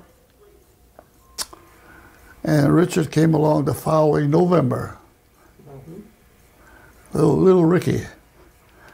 He was a naughty little baby. Oh, he was the most mischievous kid I ever seen in my life. He did so many things on the farm, not that farm, our second farm. Oh, I tell you, you don't want to hear about that, do you? No. Well, if we stay at this farm, What? okay, so at this farm now, at your first farm, Yeah. then you worked this land and all of that for how long? 2 years. Oh, 2 years. Then I found out there was a better farm, another 80 acres, just the opposite on the east side of Seymour here. And it was a much better farm, more machinery, so on and so forth, you know. And things went very good. I had an auction on my first farm, and I think we made $5,000–6,000. And then I bought this farm. The Christensens lived there. It was a nice house, but there was no bathroom, and there was no furnace. But the house was quite modern. So we put in the bathroom. No, we just put the furnace in. No, not the bathroom. We didn't. Yeah, but we lived there 4 years, and then of course you know who else was born? Little Tony. And we lived there 4 years, and he was a little. Him and Richard. Oh, I'll tell you, them two. What was Tony like? What? What was Tony like? Well, he wasn't like Richard though. He was more quieter, but they both kind of worked together, kind of. The one I always remembered him. The ones I really remember that things happened. We had we didn't have no furnace at the time, but he was 2 years old already, going on 3, and Tony was 2 years later. But then he grew up, and then we had what they call little round stoves. What do they call them? The potbelly stove. Yeah, that's what for heat in his house. Well, ashes down below. Them two individuals had little trucks. They made believe they were hauling gravel all over the floor, all over. Think nothing of it. Did you ever talk about how many kids you were going to have? Or? Yes. You did? Oh, well, not me, but mother. Yeah. While we were raising Tony, for Richard, we had Carnation. He did very well on Carnation. So we do the same thing to Tony. Mother could not feed. She never had any milk, even at the hospital. So we had to use Carnation. That worked good for Richard. Tony, but that was on the other farm now. Just talking about, we'll skip some parts in there. Yeah. He was so sick and grouchy. He couldn't take that Carnation. Dr. Boyd, he was our doctor, He says, give him cow's milk, just as it is from the cow, but boil it. Make sure you boil the milk and boil the utensils. That was my job, to boil the utensils in hot water, you know. And he did wonders. He just went like that. He loved it. He loved it. And he grew up to be a big fatso. And everybody was trying to lift him. And they couldn't hardly lift him. He was so heavy. He still is big yet. Yeah, fatso. He is. But he loved the cow's milk until we weaned him. Mm-hmm. But anyway, that's how we raised him. But now that was on our second farm. But let me go back. Okay, I farmed in Seymour. Could you tell me about what did you have on the farm? Did you have cows? Well, yeah, my first farm. Yeah. Oh yeah, I had a regular farm: cows, chickens, and pigs. Everything. I had 3 horses on my first farm. One was blind, but I put him or her in the middle of the, so he could work in the middle and walk with the other 2 on the side of her, and he was blind. A nice horse, but blind. So then I found this other farm here. It was a better farm, better soil, better machinery, and better cattle, and so on and so forth. But it was identical, the same things we did over there, we did on this new farm. Well, we was on that farm 4 years. In the meantime, Mother got sick. She couldn't stand it on the farm. So we bought a house in Appleton, next to Herb Park. We paid $11,000 or $10,000 for it, and we got $11,000 just to get our money out so we could buy this farm. So then we needed some money. Well, anyway, then we had an auction. I think I made $6,000, but we needed a little bit more. We got it from the bank here in Seymour. All we had to do was just sign your name. Nowadays, it takes act of Congress to do that kind of work. So we got that. So we was on this farm. And what did you have on your second farm? And now that was my second farm. Yep. And what did you have on there? Did you have horses? Same as my first farm. And there's a team of horses right up there, and the barn is still up there. And it was the same thing, but it was a better house. And the other house was a big house, but lots of room. But it wasn't, as far as living, it was about the same thing. But it was a nicer framed house. And we did well there. We farmed there. And their mother got sick, so we bought this house in Appleton. I think we stayed there 2 years. And then Mother was pregnant with Kathy. And she was sick, you know. So we went to Rochester, Minnesota, and they couldn't find anything wrong with her. Well, when we come back, she found out that she was pregnant with Kathy. And then after she was born, she wrote a letter to that same doctor and said that she had that baby. Well, he says, and she was pregnant while she was in Rochester. The doctor never knew it. The doctor says, we doctors do make mistakes once in a while. And she sent a picture of Kathy to him. So then now we're on the farm. Let's see now. So then how did you go from the house to the farm? Oh yeah, then we found this farm. It was east of Seymour. Yeah, east of Seymour. It was the same operation as the first farm.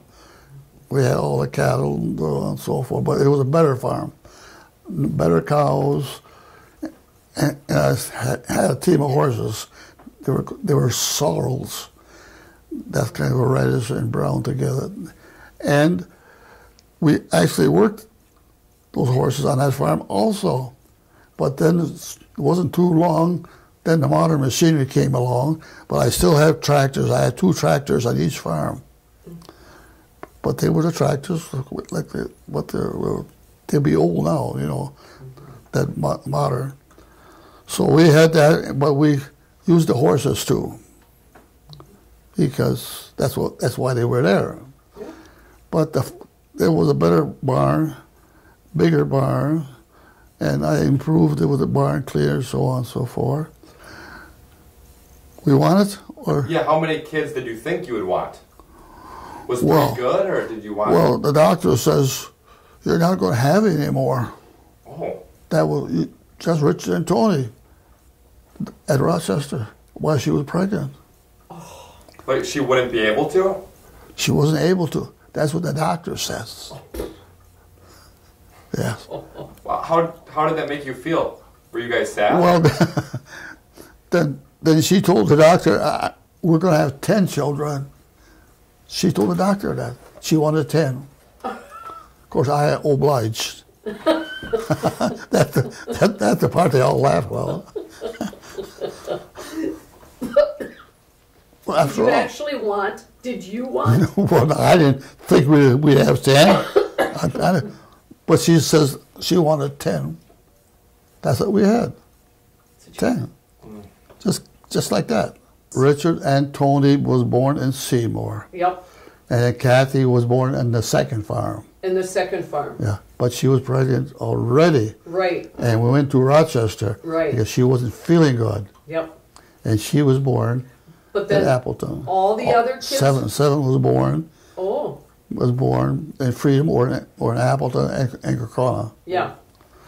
But then after that, then she got sick, and we had to move away from the farm and go and live in Appleton. Mm-hmm. And then I had gotten a job there, and those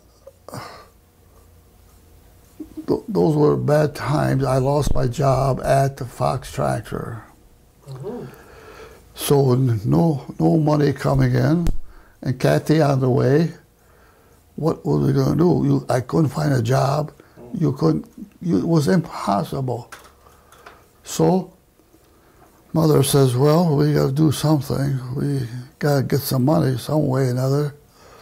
We had no way of making. Something had to happen. So we heard about this farm in Freedom.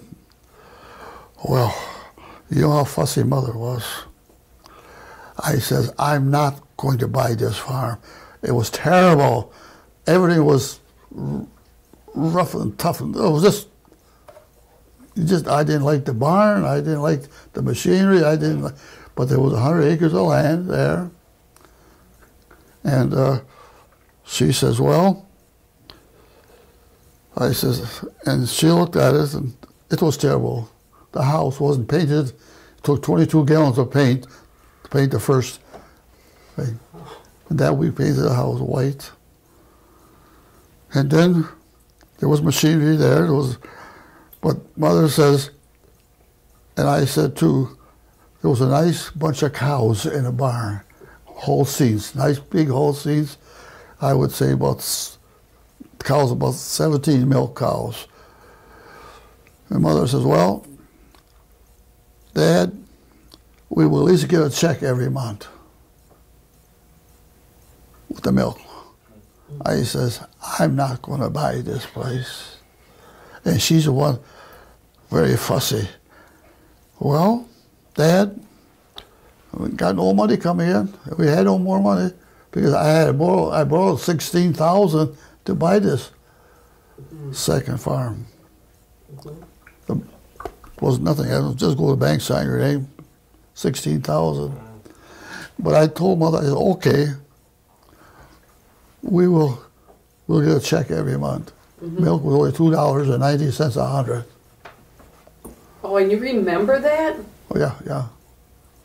Well, when it comes to something like that, you remember. Oh, yeah. But that was pretty good money at that time. Mm-hmm. We could survive. pay the interest and our food and so on and so forth. Then milk went up after the war up to $6 a hundred.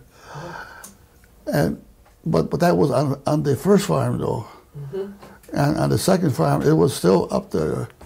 So we could make out okay. And those cows, wonderful, beautiful cows, all Holsteins. Then there was some heifers there. And we made out good. But that didn't quite, we wasn't making a lot of money. Being a welder, I went to school to be a welder. I learned how to weld. I got a part-time job at Kokona, where they made war materials.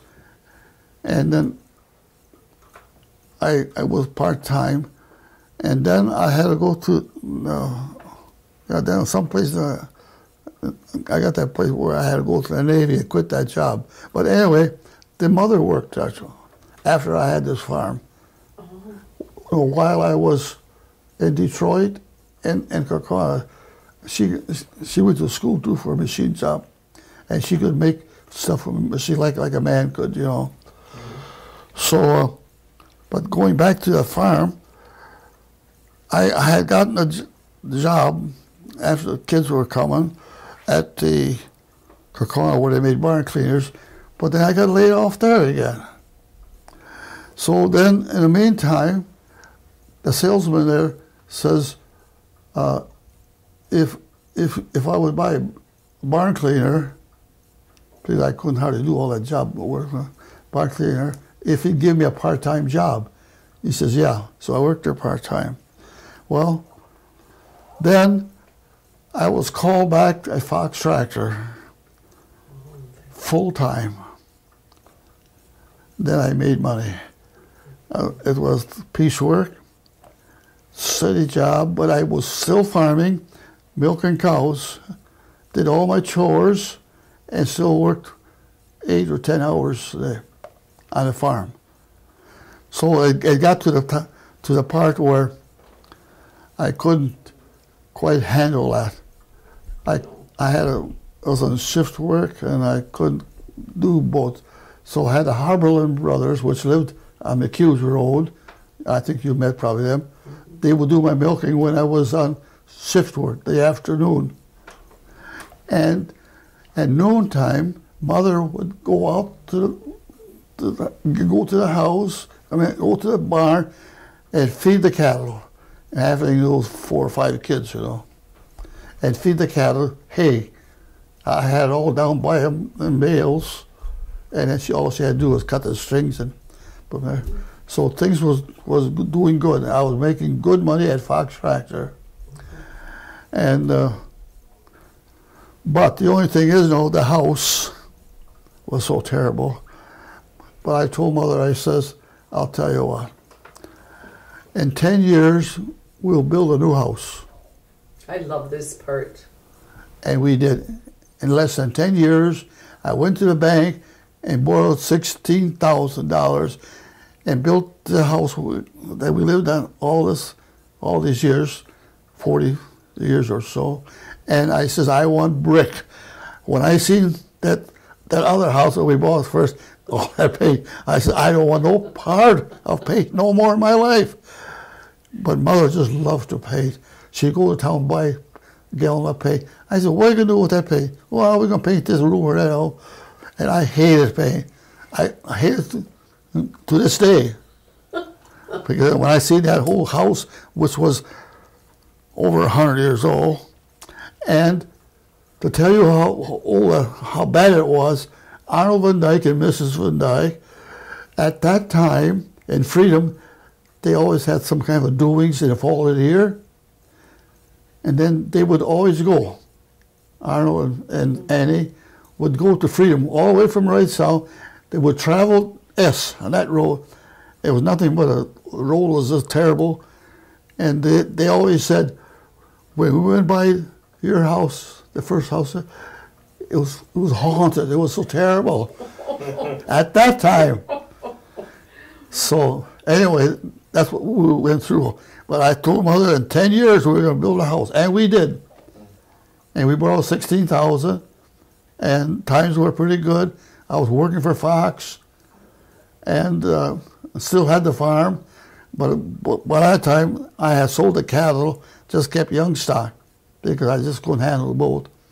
And then I rented the land, got pretty good rent, and that's the story of how we... Now, okay, so you had like 5 or 6 kids, and say you had 5 or 6 kids at that point.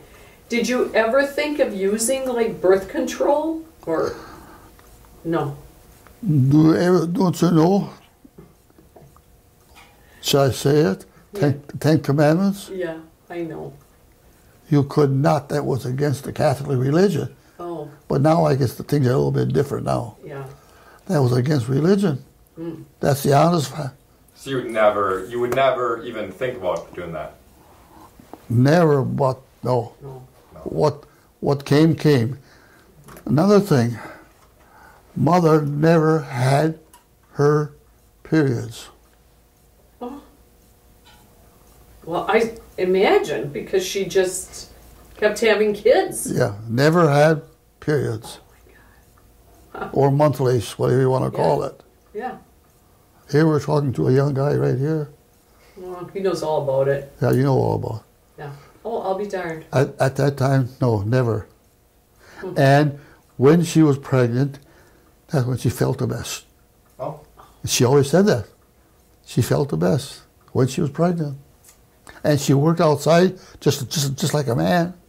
She had strawberries, picked 500 quarts this one season at one time, and she had flowers. She did all that. And she worked and she felt good until the day she died. Mm-hmm. I told her when she was going to die, what am I going to do without you here? Oh, she says, just nonchalantly, well, you, at that time, I didn't tell you what the nursery. Well, you got the nursery here, you got the garden, you got lots of work, you don't have to worry. And then she died. See? And it turns out that way. Yeah. I had for 10 years. I did all that yet. So then I retired. Probably there's more to tell, but then I retired. I was 62. I worked at Fox 27 years. Wow. And I retired at 62. But I told the kids, I'm just retired now, but I'm in my prime. My prime was, that's when I started my nursery for 27 years and still had the farm. And the kids helped, and we did very well on the farm, on a nursery. And right today, if I could stand, I would be out there someplace planting trees or planting a garden. That's how much I loved it. It was just, I just can't help it. It's like my talala. And in fact, the other day I actually cried because I couldn't have talala. She was such a, just after Mother was dead, I had her 10 years, and I had her. And I tell you, she was the sweetest little thing you ever want to think. The best part of the thing about it was that she only liked me. John, during the time when you got to freedom and you got the house, how did you ever have any money to invest with all these kids? How did you save money? I didn't have a, no. You left. You mean to invest money? Yeah.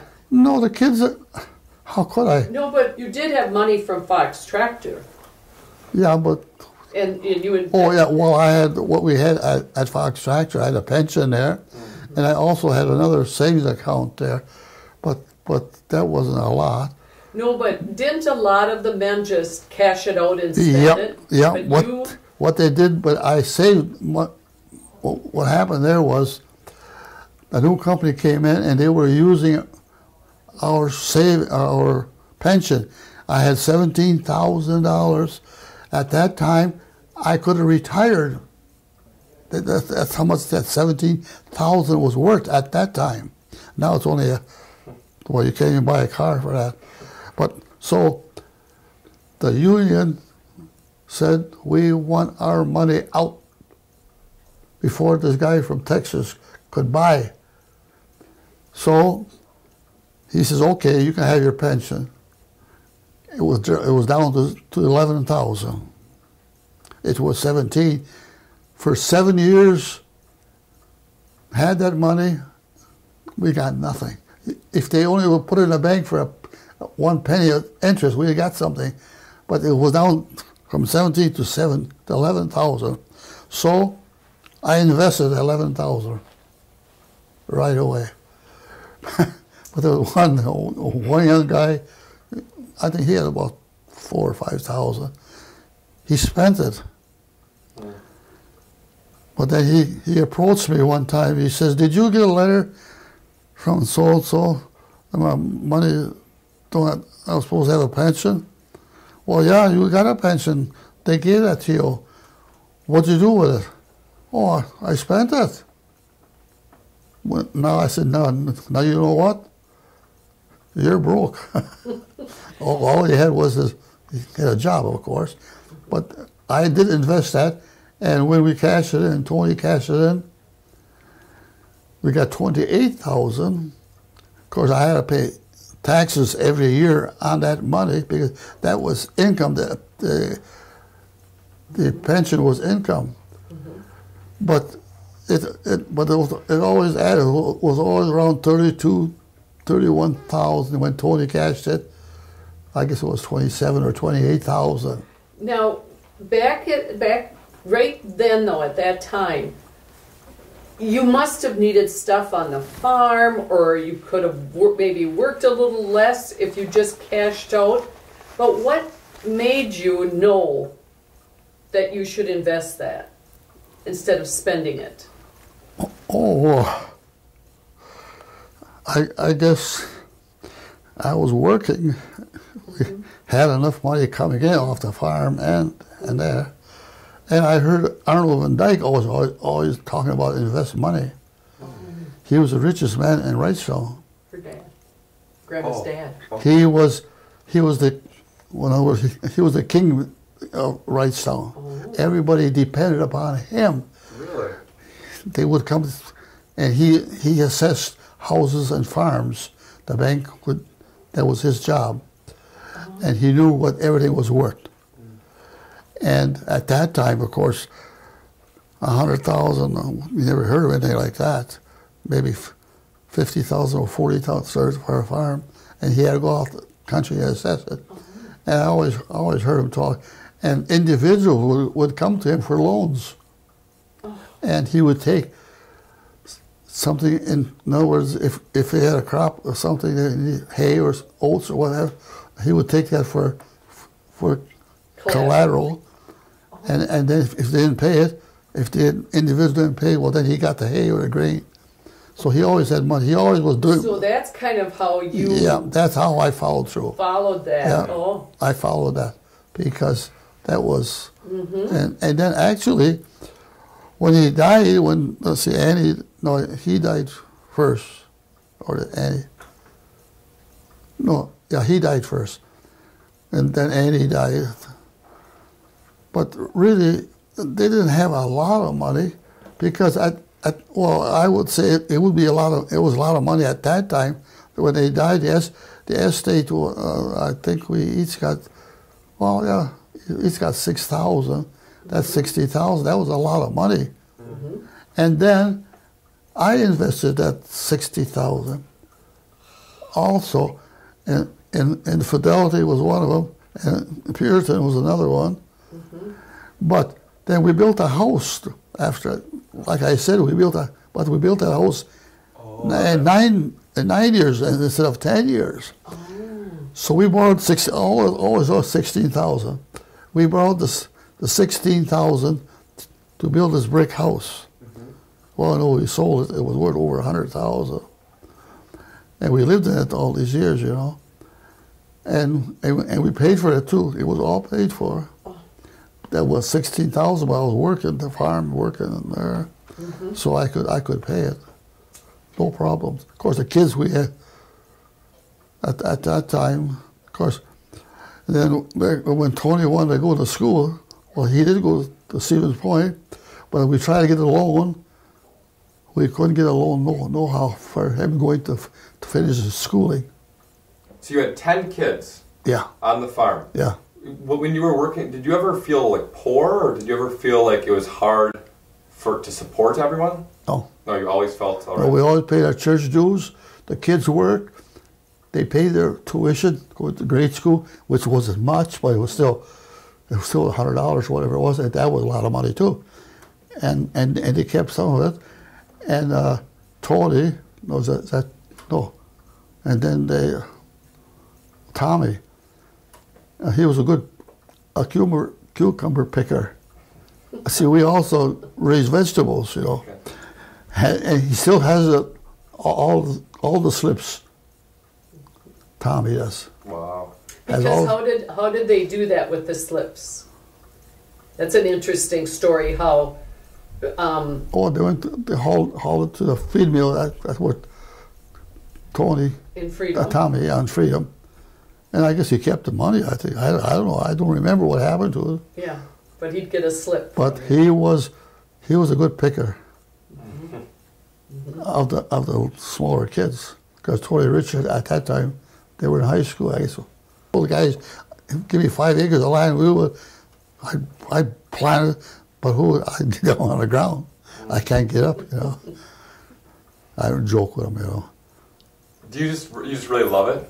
I love it, yeah. Yeah. I wish. Well, I planted a little garden up here. I could do it now if I could walk. I wouldn't be here if I could walk. It's just like eating ice cream or candy. You love it so much. Do you love watching it grow, or do you love planting it? Right. That is the best part, watching it grow and see how they do. And what you do with your hands, your mind, helps. It's just. I mean, it's like liking Talala. I liked her so much, loved her so much, because she only liked me. She'd go like this, you go away. And she wanted to be by me, in bed with me, carry her out of bed. I tell people here, well, you spoil her. No, I didn't spoil her. That's what she wanted. Why did you always feed the cats? Cats? You just liked having them around? You've always liked them? Well, number one, on a farm, there are mice and rats around. As long as I had cats, I never had a mouse in my shed. Never. But you can't have birds around, though. Like birds by the house. You can't have no songbirds. The cats will get them. But they, in the shed, never had any mice. As long as I had that shed, never had a mouse. I never seen a mouse. They're out in the field. The cats will take care of them. So we never had no mice around the house either. Do you remember, or can you talk a little bit about how you got your brothers and sisters all back for a reunion, kind of, wasn't it? Somebody was getting married or something? Wasn't one of your kids, somebody getting married, and then your brothers and sisters who you hadn't seen in a long time? Yeah, I remember it, but yeah. So what? So, what did you say when you first saw them?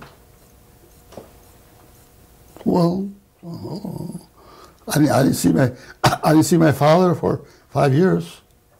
Oh, and what did you say when you first saw him? Well, I guess I called or he called me, and he recognized my voice. Oh. 5 years. He was a chef up in Northwoods, up in the coal mines or whatever. Yeah, for 5 months. And my But mother. now, like when you saw Donald, Oh, you know, you hadn't seen him in a long time. well, he was in Stevens Point. Yeah, we'd see him. Oh, But he was a little devil. Mischievous. So he got into trouble. Well, see, he was the baby of the family. He was 4 years old when he was in a baby department. Was 3 or going on 4. But, you know, the war came along, and he was the youngest. Leonard went, Joy went, Irvin went, I went. And when near the end of the war, I got transferred to Great Lakes, Illinois. That's where I took my training, because my mother was sick. I made a request. I was in New York. I made a request to be near my mother because she was sick. I got a transfer. And who do I see there? My brother Donald. wow. He just had, he was, I don't know, he was taking his boot camp training, being the youngest one. The war, I think the war was over with. Yeah, but he still got drafted. They still drafted people. And he was in a brig. In trouble. Well, anyway, he was in Stevens Point there for a while by my sister. And he wrecked her car, got in an accident. In trouble. So when you got married, so you got married after the... Who, him, Donald? No, you. Yeah. So you got married. And then did you see your mom after that? Oh, yeah, she always came to see us. She came by? Yeah, she came to see us. At the orphanage. She No, came, after you got married. After, yeah. She still came by? Yeah. But a few times. But not like you were in a home or anything like that. What about, John, so now you're on the farm and all the kids were there and then you started traveling? Oh, yeah. Oh, that's something I was going to put, I had it in there. Yep. We visited practically every country in Europe. Really? Yeah. So when you had kids? Yes. We always had time. We took time, but we took tours, never by ourselves, only in the United States. We took tours in the United States, but we did it by ourselves. All of them was in Europe, tours. So much, we paid so much for the tour. And you mentioned some countries we didn't see. I think we see most of them. Jerusalem, Bethlehem was one of my favorites, and China was my favorite. In the Caribbean, we took those cruises, we visited quite a few. Well, and you went to Spain? And Spain was our last big job, and we liked Spain a lot. But you mentioned a country, France, Germany, and England. I think we went twice. England, France, Italy. Italy, the Pope, and Mexico. Bethlehem, Nazareth. I mean, The Great Wall of China. The Wall of China. We walked that up the hill, all the way up. Now, which one of you loved to travel the most, you or Elria? We both. You both did. Yeah, she did. See, we had friends with the Gales. They did all the maneuvering, how much money it was going to cost, where we're going to stay, and so on and so forth, and what tours we took. When we was in the United States, I think we've seen every state. There's 2 states we didn't. You'd never guess. Texas and Alaska. Alaska was going to be our last trip, but my mother got sick and we didn't go to Alaska. The Gales did, but we couldn't go. And Texas, well, we flew over it, but we never hit the ground, though. I mean, we never went to Texas like Danny. But every other countries, New Orleans, he was there twice. Some states don't, but we always had time. And the kids were old enough. They were 20 or 21 years old, Richard and Tony. They took care of the small ones. The first trip we made was a land deal in Florida. We went with a couple where he sold some land there. I mean, he was an agent. And he was our friends. So we went for 2 or 3 days. And that's the first trip we ever made out of our household, you know. So we went. And I mean, it was so wonderful that we got to go away, to go to Florida. Yeah. We landed there. We went to the pool and we just sat there, you know, Yeah. and we had our drinks there. And then I think it was only 2 days and one night. So the day we were supposed to go back, we could stay an extra day and night because the plane was marooned in New York. Oh. Oh, we called home that we were a day later, you know. And oh, we were so happy. That was our first trip. And the kids were now 20 or 21 years old.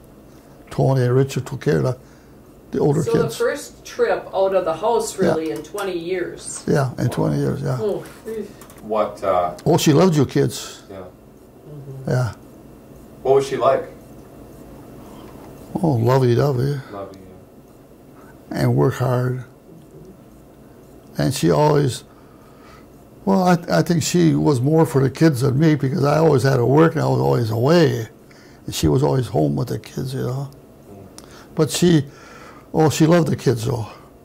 She loved the kids. They were little, you know. Who was more patient? Oh, she had patience of a what do you call it? Saint. Of a saint. She had a patience of a Patience, saint, yeah. She was too. I couldn't stand that. You know, Did you ever yell at the kids? I don't remember. No. Oh, mother never did though. No. No. No. Well, at times you get mad at them. Mm-hmm. You know, and Yeah. mother got mad at the kids too. But And, you know, some of the kids weren't angels though. There was two of them ran away. I won't mention names. well, yeah, 10 kids. Well, one ran away with a neighbor boy, and landed in Wapaka. So you know, and I put a lot of burden on her though because you know the father was the head of the family, but I was always working and I didn't have the time. So if something would happen, it wasn't the right thing, or she kind of took care of it. I shoved it on her. And this one time, this one boy ran away with another buddy of his, and they were in probably 7th and 8th grade, and had a buddy, and they both hightailed, run away. And mother had to go, and then the sheriff had called and says, your sons are here. So mother had to go after him. Yeah. So I mean, I had to work. Yeah. No, I couldn't take off. No. Did all of the kids work on the farm? Yeah, Yeah. they all had a taste of it. But they never, because I was the boss, the instigator. But they all worked. But I don't think they milked though, because I wanted to milk. I didn't like anybody else to milk my cows. That's how fussy I was. Why? They couldn't do it right, or They didn't do it right. only you had to do it? I do it. Harbeland, my neighbor, he was fussy. He could do a good job. But like if Vernon, I wouldn't trust him at all. How did you meet Vernon, John? How did I get him? Yeah, how did you You meet meet it, yeah. Vernon? Well, he was the baby of the family. Of his family. But how did you meet him? Meet him? Yeah. Well, he played with the kids a lot. He'd come over and play with the kids, and with the rest. But he was a little bit slow. But you know, he's not that dumb. Right today, he knows what money is. On Wednesdays, Oh, on Wednesday. then we go to Five Corners to have our frog legs. We always have a martini. How it started, I don't know. But I think my brother Leonard, is the one that started, and I hated martinis. In fact, I got martinis now. I don't drink it now. I don't care for it. You have to love it. You have to love it. If you drink it once or twice, oh, you hate it. And I didn't like it at first. It was so strong. It's real. You don't add nothing, an olive or something like that. And we went every Wednesday, regardless what was going on. We went, like for work and stuff, chores. Well, that came first, but we'd go one way or another. Well, sometimes she was sick, so we couldn't go. I says, why don't you try a martini once? Took a martini. Let's go, Dad. Yeah. And how did you feel, John, when you knew that she was getting really sick? Well, she was kind of sick all our married life, Really? kinda. Yeah, kinda. But when she was pregnant, she wasn't. Really? Yeah, but otherwise she was kind of fragile. Her health was, although she did a lot of work and everything. Yeah, but she never was what you call sick and say that she couldn't do anything. No. She could paint a house, Yeah. paint every wall. I don't know how many times. Yeah, but she did have that where she would need to rest for a while. She needed rest. Yeah. But when she had babies, she felt the best. And we were married almost 60 years. Yeah. Just from June until October, it would have been 60 years. Wow. Yeah. So, and when you knew that there was no turning back, that she was going to go up to heaven. yeah, I remember that after she did pass away, you had a tough time there for a while. yeah. Yeah. Because Well, I took everything in stride. I mean, yeah. I think I take it worse now than I did when she was living. Oh. I mean, everything meant so much to me. My house, my farm, the children, cats, the kids. the kids. And then all of a sudden the bottom drops out. Yeah. I never forget that. No. Never. Yeah. Does it feel like when you come to like a place like this now? I remember you telling me that you felt as though it's not you here. It's not. Yeah. Yeah. I can stand out there and cry Yeah. Yeah. because I miss home. Yeah. So right now, John, do you feel happy? Well, that depends what happiness is. No. No? No. What do you need to be happy? Do you feel comfortable? Do you need to be in your home? Do you need to be with family or what? It's the family, the people, and freedom that I grew up with. They're in their second generations. I know their kids, because I was only 15 when I went there, and I got to know all the older people. They all knew me. I didn't know any of them. But then they died. Then they had children. I got to know them, and now they got children. I got to know them. I go to a ball game, all stuff like that. I was kind of attached to it, and it's a feeling. That's what it is. It's like here. It's a feeling that I have, but I have enough brains to accept the word acceptance. There's people here that don't accept it. I was just going to ask you that. When you're around your table or when you're with other people here, do you talk about being here together? Do you talk about that? Oh yeah, we do a lot. Yeah. well, why am I here? Why are you here for? So on and so forth. And we get to talk about a lot about that. Yeah. What we did, what we had, and so on and so forth. And some people just don't accept it, huh? They don't accept. Do you feel happy, though, that you're alive? Well, yes and no. Oh. If I was dead, I would know it. Well, what do you think when you look back at having 10 kids and all your grandkids? How do you look at that and how?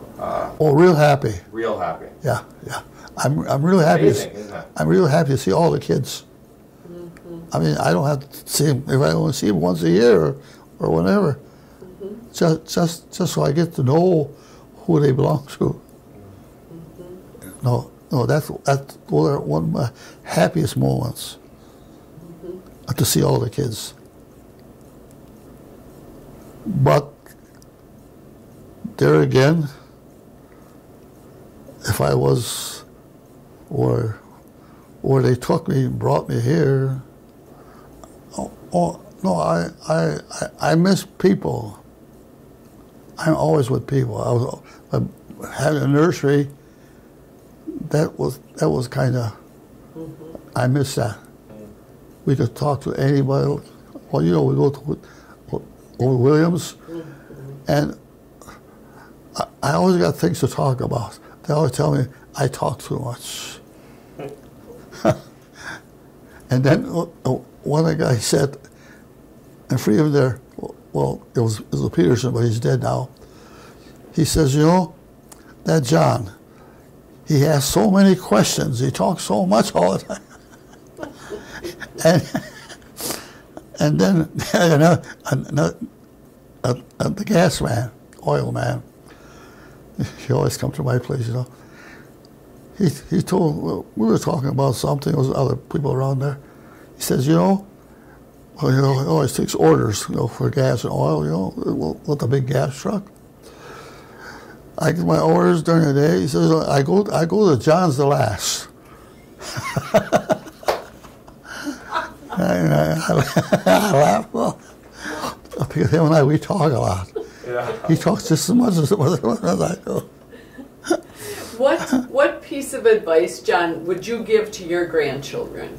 To what? Advice? What piece of advice would you give to your grandchildren? Well, there's a lot of things. Well, first of all, you got to like people. When you like people, I think you got her made. There's some people you never want to know. But first, I like people, to be with people. That's one of the things I like. Of course, hard work never hurts anyone. And, well... Their faith? Their faith? Yeah. I go to the Rosary once or twice a week. I go to church here because, not that I kind of like it a lot, but I figure as though it's part of life. It's part of life. It's short, not like it used to be, but you got to put up what is available. Well, first of all, I think you got to be able to like people. And like your family, and be willing to work. The name is work, or do things. Now, do you ever think that it's amazing that over 60 people all came from you? Yeah, that's amazing. Isn't that amazing? Very much so. That's why there ain't that many ever, you know. No. Mm-mm. When you see all the grandkids, then do you think, oh my gosh. Is it?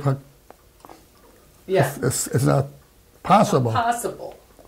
That all those lives were because of you and Elrita. Right. All those lives. Yeah. That's unusual. Not unusual, but Unusual. Yeah, in a way. But you take 5 generations, just figure it out. They get married, then they have children. They get married, they have children. They get married, they have children. That's right. What things in life are most important to you? And I put down friends and family. That would be about right, huh? Yeah. Friends and family that are important to me. Why? Do you think that? Are most important to me. Says, I mean, they're part of my family, and your friends is where you're living. You don't have to be a person that prays every day or says a rose every day or stuff like that.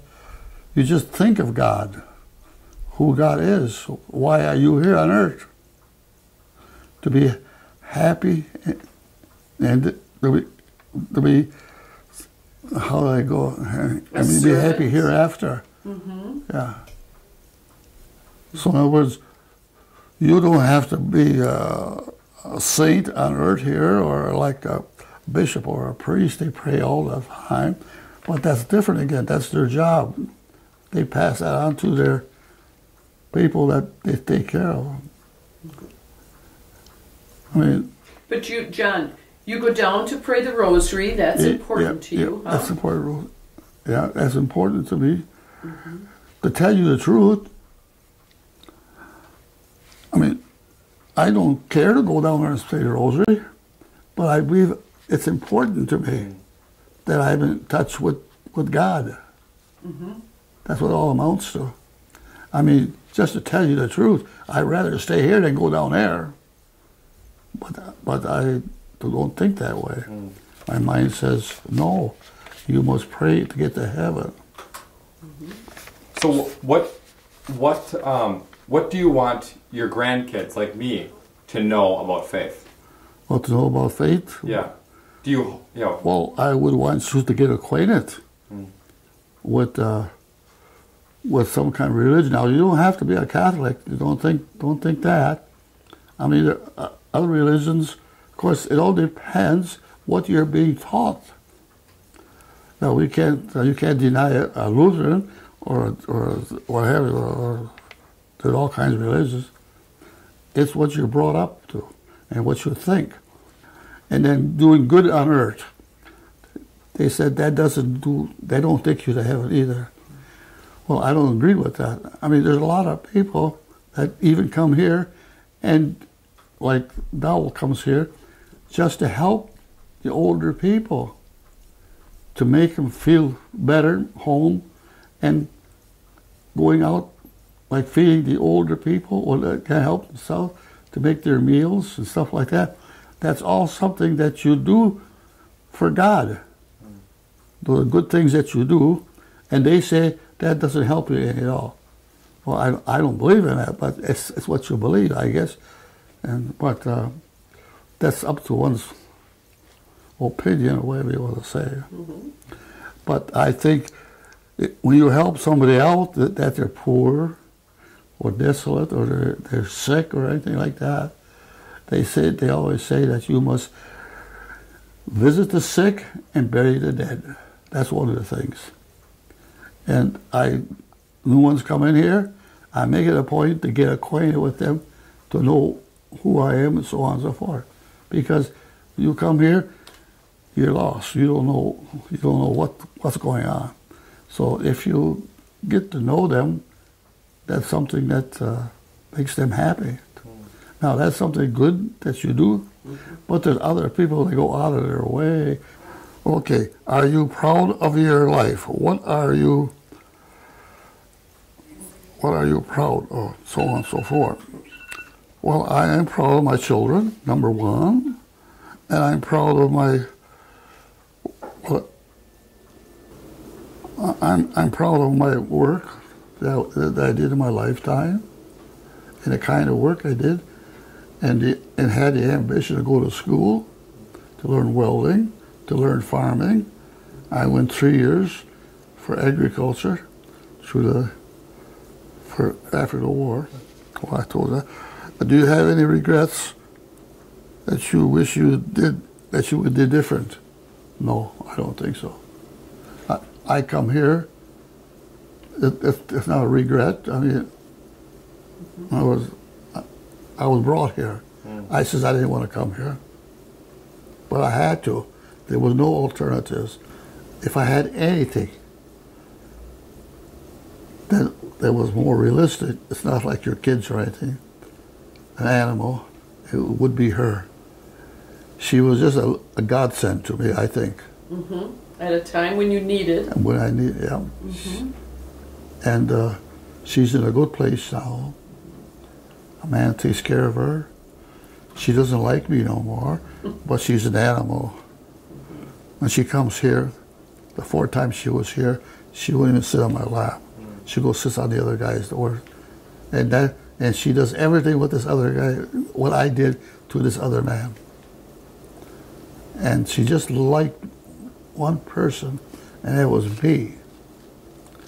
Anybody coming over her, she'd go like that. Remember, you tried to clean her little hotel up there, and she didn't want nothing to do with that. It was her place. And she'd go like that to you, but later on she got used to you and Jeannie. Yep. But she didn't like it at first because you was interrupting with her territory. John, you know something I think that you're proud of too, that I see, is when we drive through this area and you see all the trees that came from you. Yeah, especially around Freedom. And the remark is always made when I go with them or we travel, you know, well, the kids would be more with me. And I would say, here's my trees here. Here's my trees over here. My trees over there. And you know the answer I got? Dad, you always tell us that every time we go through here. The same trees, I keep on telling. Oh, they're my trees. Well, Dad, you told us that the last time. I mean, it just comes to you. Yeah. What do you think about that? Is it kind of like you really made your mark, and because of you, there's these trees over? Well, I kind of think about that because why do I think about when I get to heaven, I'm going to plant trees up there? I says, Peter, St. Peter, the saint up in heaven, he's in charge. I figure St. Peter's in charge up there. And he's going to give me some land, and I'm going to plant trees up there. If I could walk today, I'd be out there planting trees or planting bushes. That you can never take away from you. How this happened, I don't know. And I did this after I was retired. After your whole life of work. Of welding for 60 or 50, how many years? 70, 60s, well, about 72, 73 years. I did that until I started falling. And my diabetes took over after I was up in age. And my dizziness is still with me yet. Of course, diabetes you never get rid of.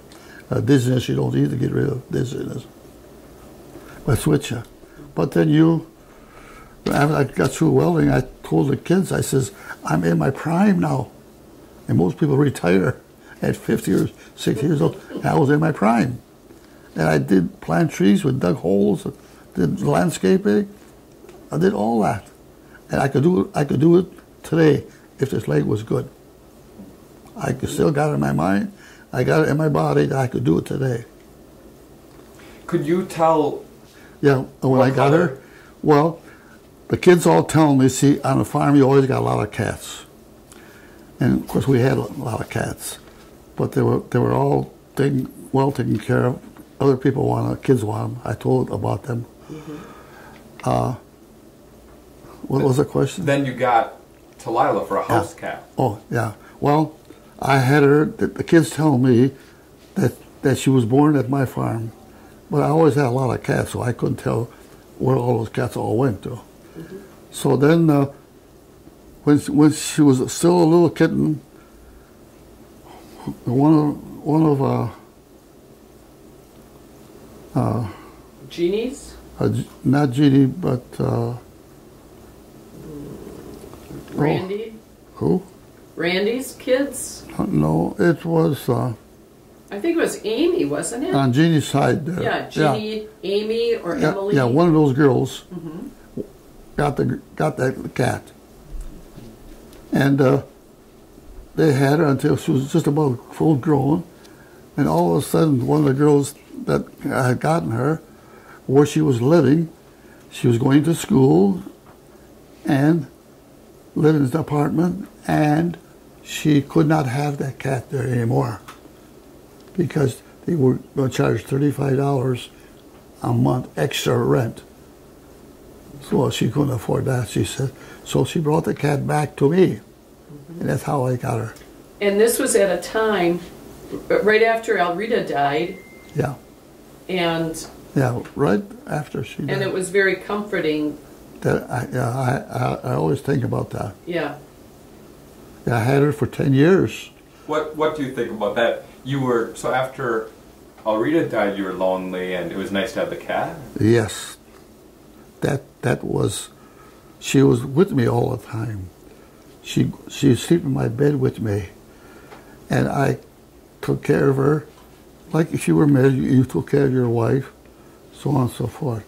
That always kind of binded a little bit. And she was so close to me. She didn't like anybody else. She just liked me. Now that tells you something too. And she wanted to sleep with me, and I had to, in the morning, she wanted to get up at 5 o'clock, and I'd tell her, no, you can't get up. You gotta stay here in my bed until I get up. So 6 o'clock, 7 o'clock comes, she was still with me. Then I would get up, and she got up too. But she wouldn't leave the bed. I had to carry her out of the bed up to the family room. Our family room with that door. I would stand there, and I would say yump, and she'd jump from my lap onto the floor. Then she would turn around and look at me. Now, where are you going? So she knew I was going to go to the shower room. It was about 15, 20 feet away. I had to follow her. So sometimes I would turn around and stand. She would turn around and stand and say, why don't you come? That's what she was. And she did that every day? Every day. She went as far as the shower room door, you know where that was. She would stand there and turn around, go in the kitchen. I went to the shower room. So she knew exactly what I was going to do and so on and so forth. And I had to carry her out of bed. She wouldn't jump out of bed by herself. And at nighttime, when I go to bed, I could always hear her. About 10 minutes later, it goes thump. A cat always wanted to be up high. Well, she jumped down, and I wasn't sleeping yet. She jumped on my bed. She go across my legs. I says, I don't like that. It hurts my leg, I told her. So she go like up under my arm, just like this. She stayed there all night, and then she'd move, and I had to move too. A cat always wanted to move, so I had to move with her. I told her, I said, someday you're gonna move me on the floor. I'm gonna be landing on the floor. But she always wanted to be close to you, and right to this day, she's that way to this man. So she was here about 4 times. But the third time, I says, she didn't like me no more. I didn't exist. She wouldn't come by me. First couple of times she would. The third time she'd go by this man all the time. And she'd go by him. So I told the women out here, you know, she don't like me no more. I'm going to get an annulment or I'm going to divorce her. And they got a big kick out of that. So as time went by, I says, well, I was going to get an annulment or I was going to get a divorce. But she asked for too much money. So I didn't. I said, go your own way, I'll go my way. What color is she? Oh, let's see. She's kind of a. It's a well. There's a name for that color. That's her. That's the color she was. That's her. Yeah, yeah. Yeah, that's her. You can see that's a little bit brown and black in there. Yeah. Gray, a little gray. Yeah, a little gray in it. There's a name for that breed. It was a name because we took her to the veterinarian a few times and they had a name for her. Oh. A breed of a cat. Well, they were all mixed different breeds. There were those cats around, you know.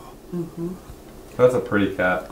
But she was pretty, though. What did you used to tell people when they said, "Do you live with someone?" Do you remember? I delivered what?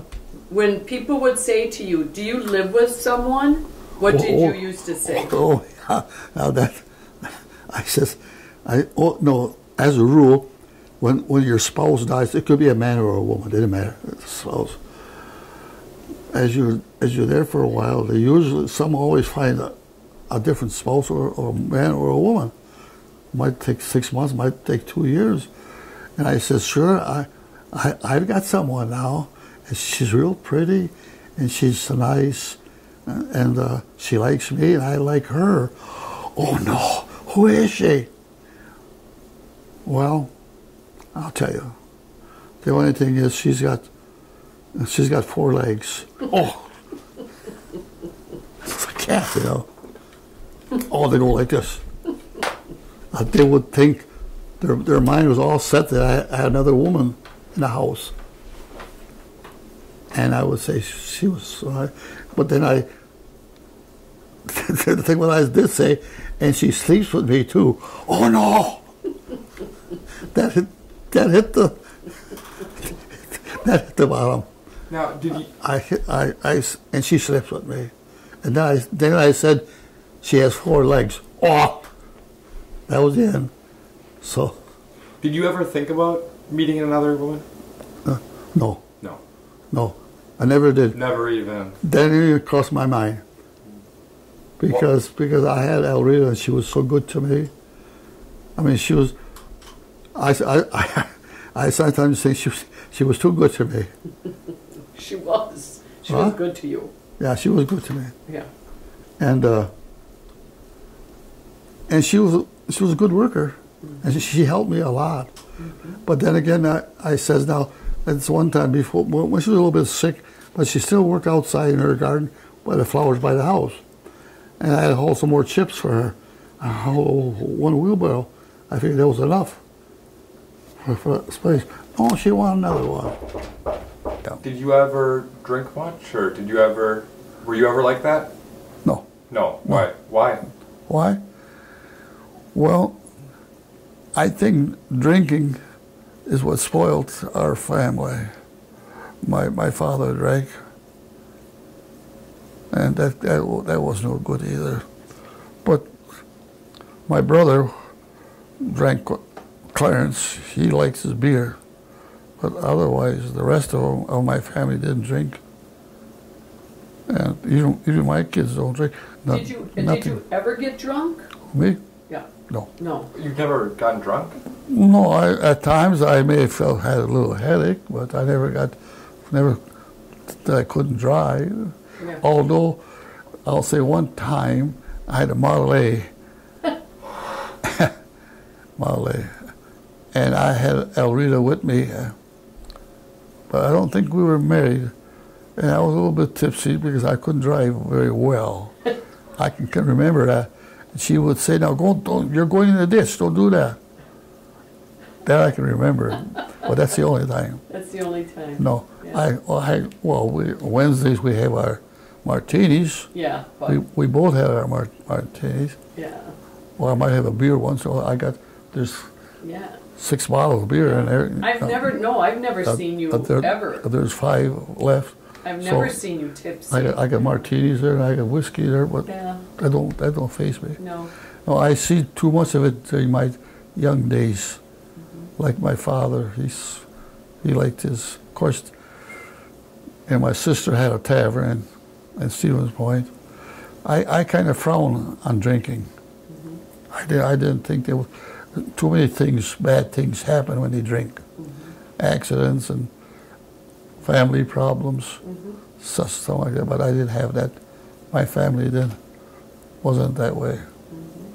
But I mean, older families, my regular family, they liked their beer and whiskey, but I didn't take after them, no. Because I tell the kids, they Home Tavern in Freedom, it's kind of a place where all the young people go, and I would tell Gary that. Gary used to drink a little bit. I always say, no good comes out of a tavern. And they would say, oh yes, Dad, this or that happens in a tavern. So they try to cover up. I says, no good comes out of a tavern. And they knew what I meant. Yeah. Stay out of a tavern. Yeah. No good comes out of a tavern. That pertains a lot, Yeah. a tavern. A lot of drunks come out of a tavern. A lot of hard times comes out of a tavern. Yeah. So no good, and I was against excessive drinking. Now, Grandpa, we've talked a lot about the past and everything. Yeah. Now, what do you wish for the rest of your life? So what do I wish for or What like? do you want for the rest of your life? Well, now let me think. There's Yeah. Because we've talked a lot about the past, and you've Yeah. really lived a full life. right. Is there somebody here? No. What I like for the rest of my life? Yeah. Well, I have things wrong with me that people don't know. I have diabetes, I have dizziness. And those two things are the greatest things that are hard on me. But I can handle it. So far it's been so good. But eventually that comes to an end too, because diabetic people don't live this long because they don't take care of themselves. But here I'm being taken care of. The girls see to it that I get my 4 shots a day approximately at the right time. At home, I was careless. I would say, well, it was time to eat. I say, well, I'll eat later on. Or it was time for my shot. I always take that. Well, that was no good. I was falling. Why was I falling? I was not taking care of myself. I wasn't doing the things that I should, So one thing here, I like it. I mean, I kind of got to like it that they kind of, there's a verb, not a verb, but a little saying, once a man, twice a child. I preach that here. I tell the people that. Once, you're a man once, you're a child twice. So you know what that means, don't you? You are a man once, but you're a child 2 times, twice. Because the girls come in here, they give you my shots. If I don't feel good, they'll ask me. I'll bring your food to you.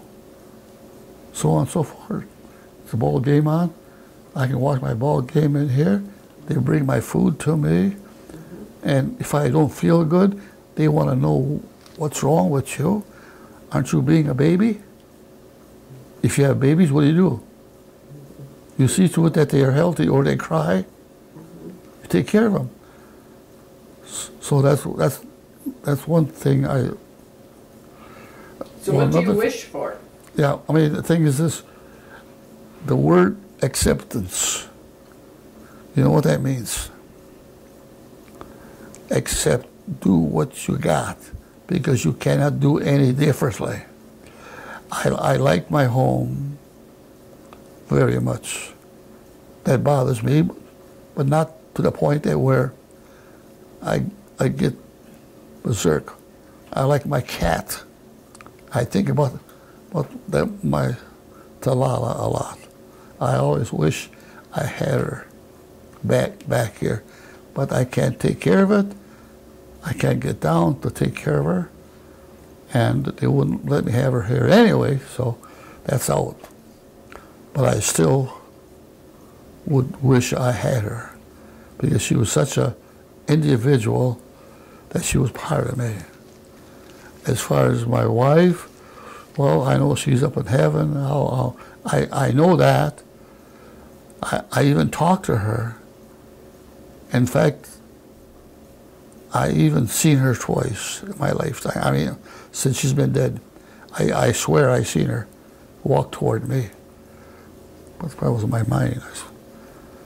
I mean, that's number one. But otherwise, I'm here, and I accept it. If you don't accept it, you're in trouble. And people that are here you can talk to, and they say the same thing. And the reason they brought me here, she's one of them. I didn't want to stay here. I didn't want to be away from my house, from my cat.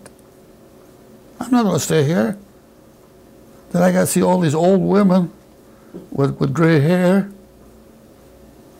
Then I got thinking, my mind, that's why I know your mind works. My mind says, well, you know what's going to happen if you stay at home. You're going to get hurt. You're going to go over there. And I preach, I don't want to go over there in the nursery part. I said, I'll stay here. Well, I seen all these old women with that gray hair, old. I got thinking, my mind told me, well, you are older than all these women here, and you don't have any hair, so why think that you don't want to stay here? Now, I didn't say that, but my mind told me that. That's why I'm here. Do you look forward to the day when you see Alrita in heaven? Absolutely. I'm going to tell her she made me work. I asked her before she died. She was working outside in her garden. What am I going to do when you're gone? Oh, she says, you got the nursery to take care of. You got your garden to take care of. You'll have lots to do. Well, she was right. I had 10 years without her, and 10 more years of nursery work, and what have you. So I kind of felt my life into that, because I accept it. She's gone, but I'll see her someday. That's what I believe in. Whether you believe it or not, that's up to you. But I do someday I'll see her. And if I don't know, I won't know it. So that's the thing. That's the bottom line. Now, thinking about that, does going up to heaven, does that scare you at all, or do you feel like? Do what? Does leaving here and going to heaven, does that scare you at all? Scare me? Yeah. No. Oh, happy. You're happy. Yeah. I don't know when I'll get there. I don't know when. I'm in good health, but I have things wrong with me, you know. And sometimes I think that you are still here yet because Jesus still wants you to teach your kids and grandkids some things. I would think. With you yet. I would think so. Yep. Why am I here for? Most people, especially diabetic, people don't live this long. They get their legs cut off. They get their knees cut off, their toes cut off. I have trouble with my toes, but that came from the war. I still treat them twice a week. I buy it myself. The government should really taken care of me, but they didn't. I just took it for granted. I would do it myself. I got to put that stuff that she bought twice a week, or powder. I use powder sometimes too. Otherwise, my toes look normal, but they aren't normal. They'll bleed if I don't take that stuff. Now you're here now to help and teach all your grandkids and your kids. But so when you're gone, I think that everyone will wonder what you were thinking and what you wanted to say. So, is there anything that you want that you would want your grandkids to know after you're gone, that you want to tell? I didn't tell them no.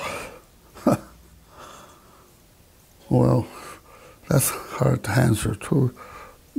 They know all about me. If they don't know about me now, they never will. Put it that way. Well, family is very strong to you. Yeah, my family's very strong. Yeah. I have a very good family. All your kids, all when I mean family, it's not just my own sons and daughters. It's all those. They all are very strong. Well, Grandpa, is there anything else you want to say before we? Or is that good? I think we really covered a lot. Mm-hmm. Well, all I can say is that the kids are good to me. And you're good to us. Yeah. So. But I'll have to quit that pretty soon, maybe, huh? No, that's something I probably never talked about, of taking care of your kids when you're younger. Why wait till you're ready to die? I'd rather do it when you're able to do it. Mm-hmm. But I didn't. I was glad to do it. When I did do it, it made me feel good that I could help, because nobody ever helped. The most I ever got was $500 when Dyke had died. $500, and I stayed there, and they were like parents to me. And I'm sorry that I could have been probably better to them, but at the time, no, I was all right. It was okay. Mm-hmm. Everything turned out all right. Mm-hmm. But it wasn't given to me on a silver plate, I'll tell you that much. I had to work, piecework, for 65 years. The harder I worked, the more money I made. The more I made, the more I spent. I didn't keep it all for myself. I was going to say, or you gave it away? I gave it away. Mm-hmm. Yeah, I gave it away. I just wonder how, we should have kept track of it. Well, and John, you also gave to charities. Yes, You and Elrita were very good with charities. Yes. Did you give to the church, or did you give? Yeah. You always did. Oh, yeah. Oh, you always did. And when the kids were going to school, they all went to Catholic school. And we always gave what they call a pew rent at that time. I paid the kids their tuition. Of course, wasn't much at that time, but it was a lot of money. And we always did what we were supposed to do. We didn't go overboard, but we did what we were supposed to do. Mm-hmm. If everybody would have done that. And what about Brother Regis? You know, you always gave to Brother Regis. Yeah, Brother Regis is going to get half of the money that people give. Yeah. Half of it goes to Brother Regis. Mm-hmm. Because it was charity, say. Mm-hmm. And we gave them some already. Mm-hmm. While we went there twice, mm-hmm. and we always gave to the collections for all the missionaries, all that. Always did. We always. Oh, there's a lot more other things we could talk about, and be what you are, what you wasn't, and so on and so forth.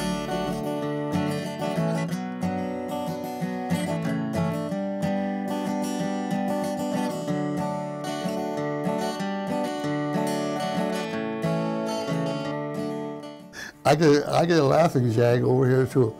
When we play cards or anything, I laugh so much I can't stop. I fly the river to the one I love. Fade away. But a good laugh don't hurt anybody. It's good for you. It's good for the soul. Good for the soul. You never hear anything like that before. Good for the soul.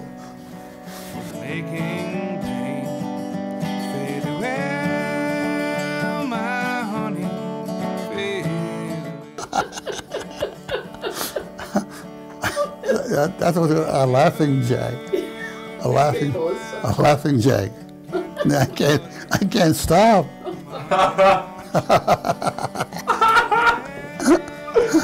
My honey, fade away.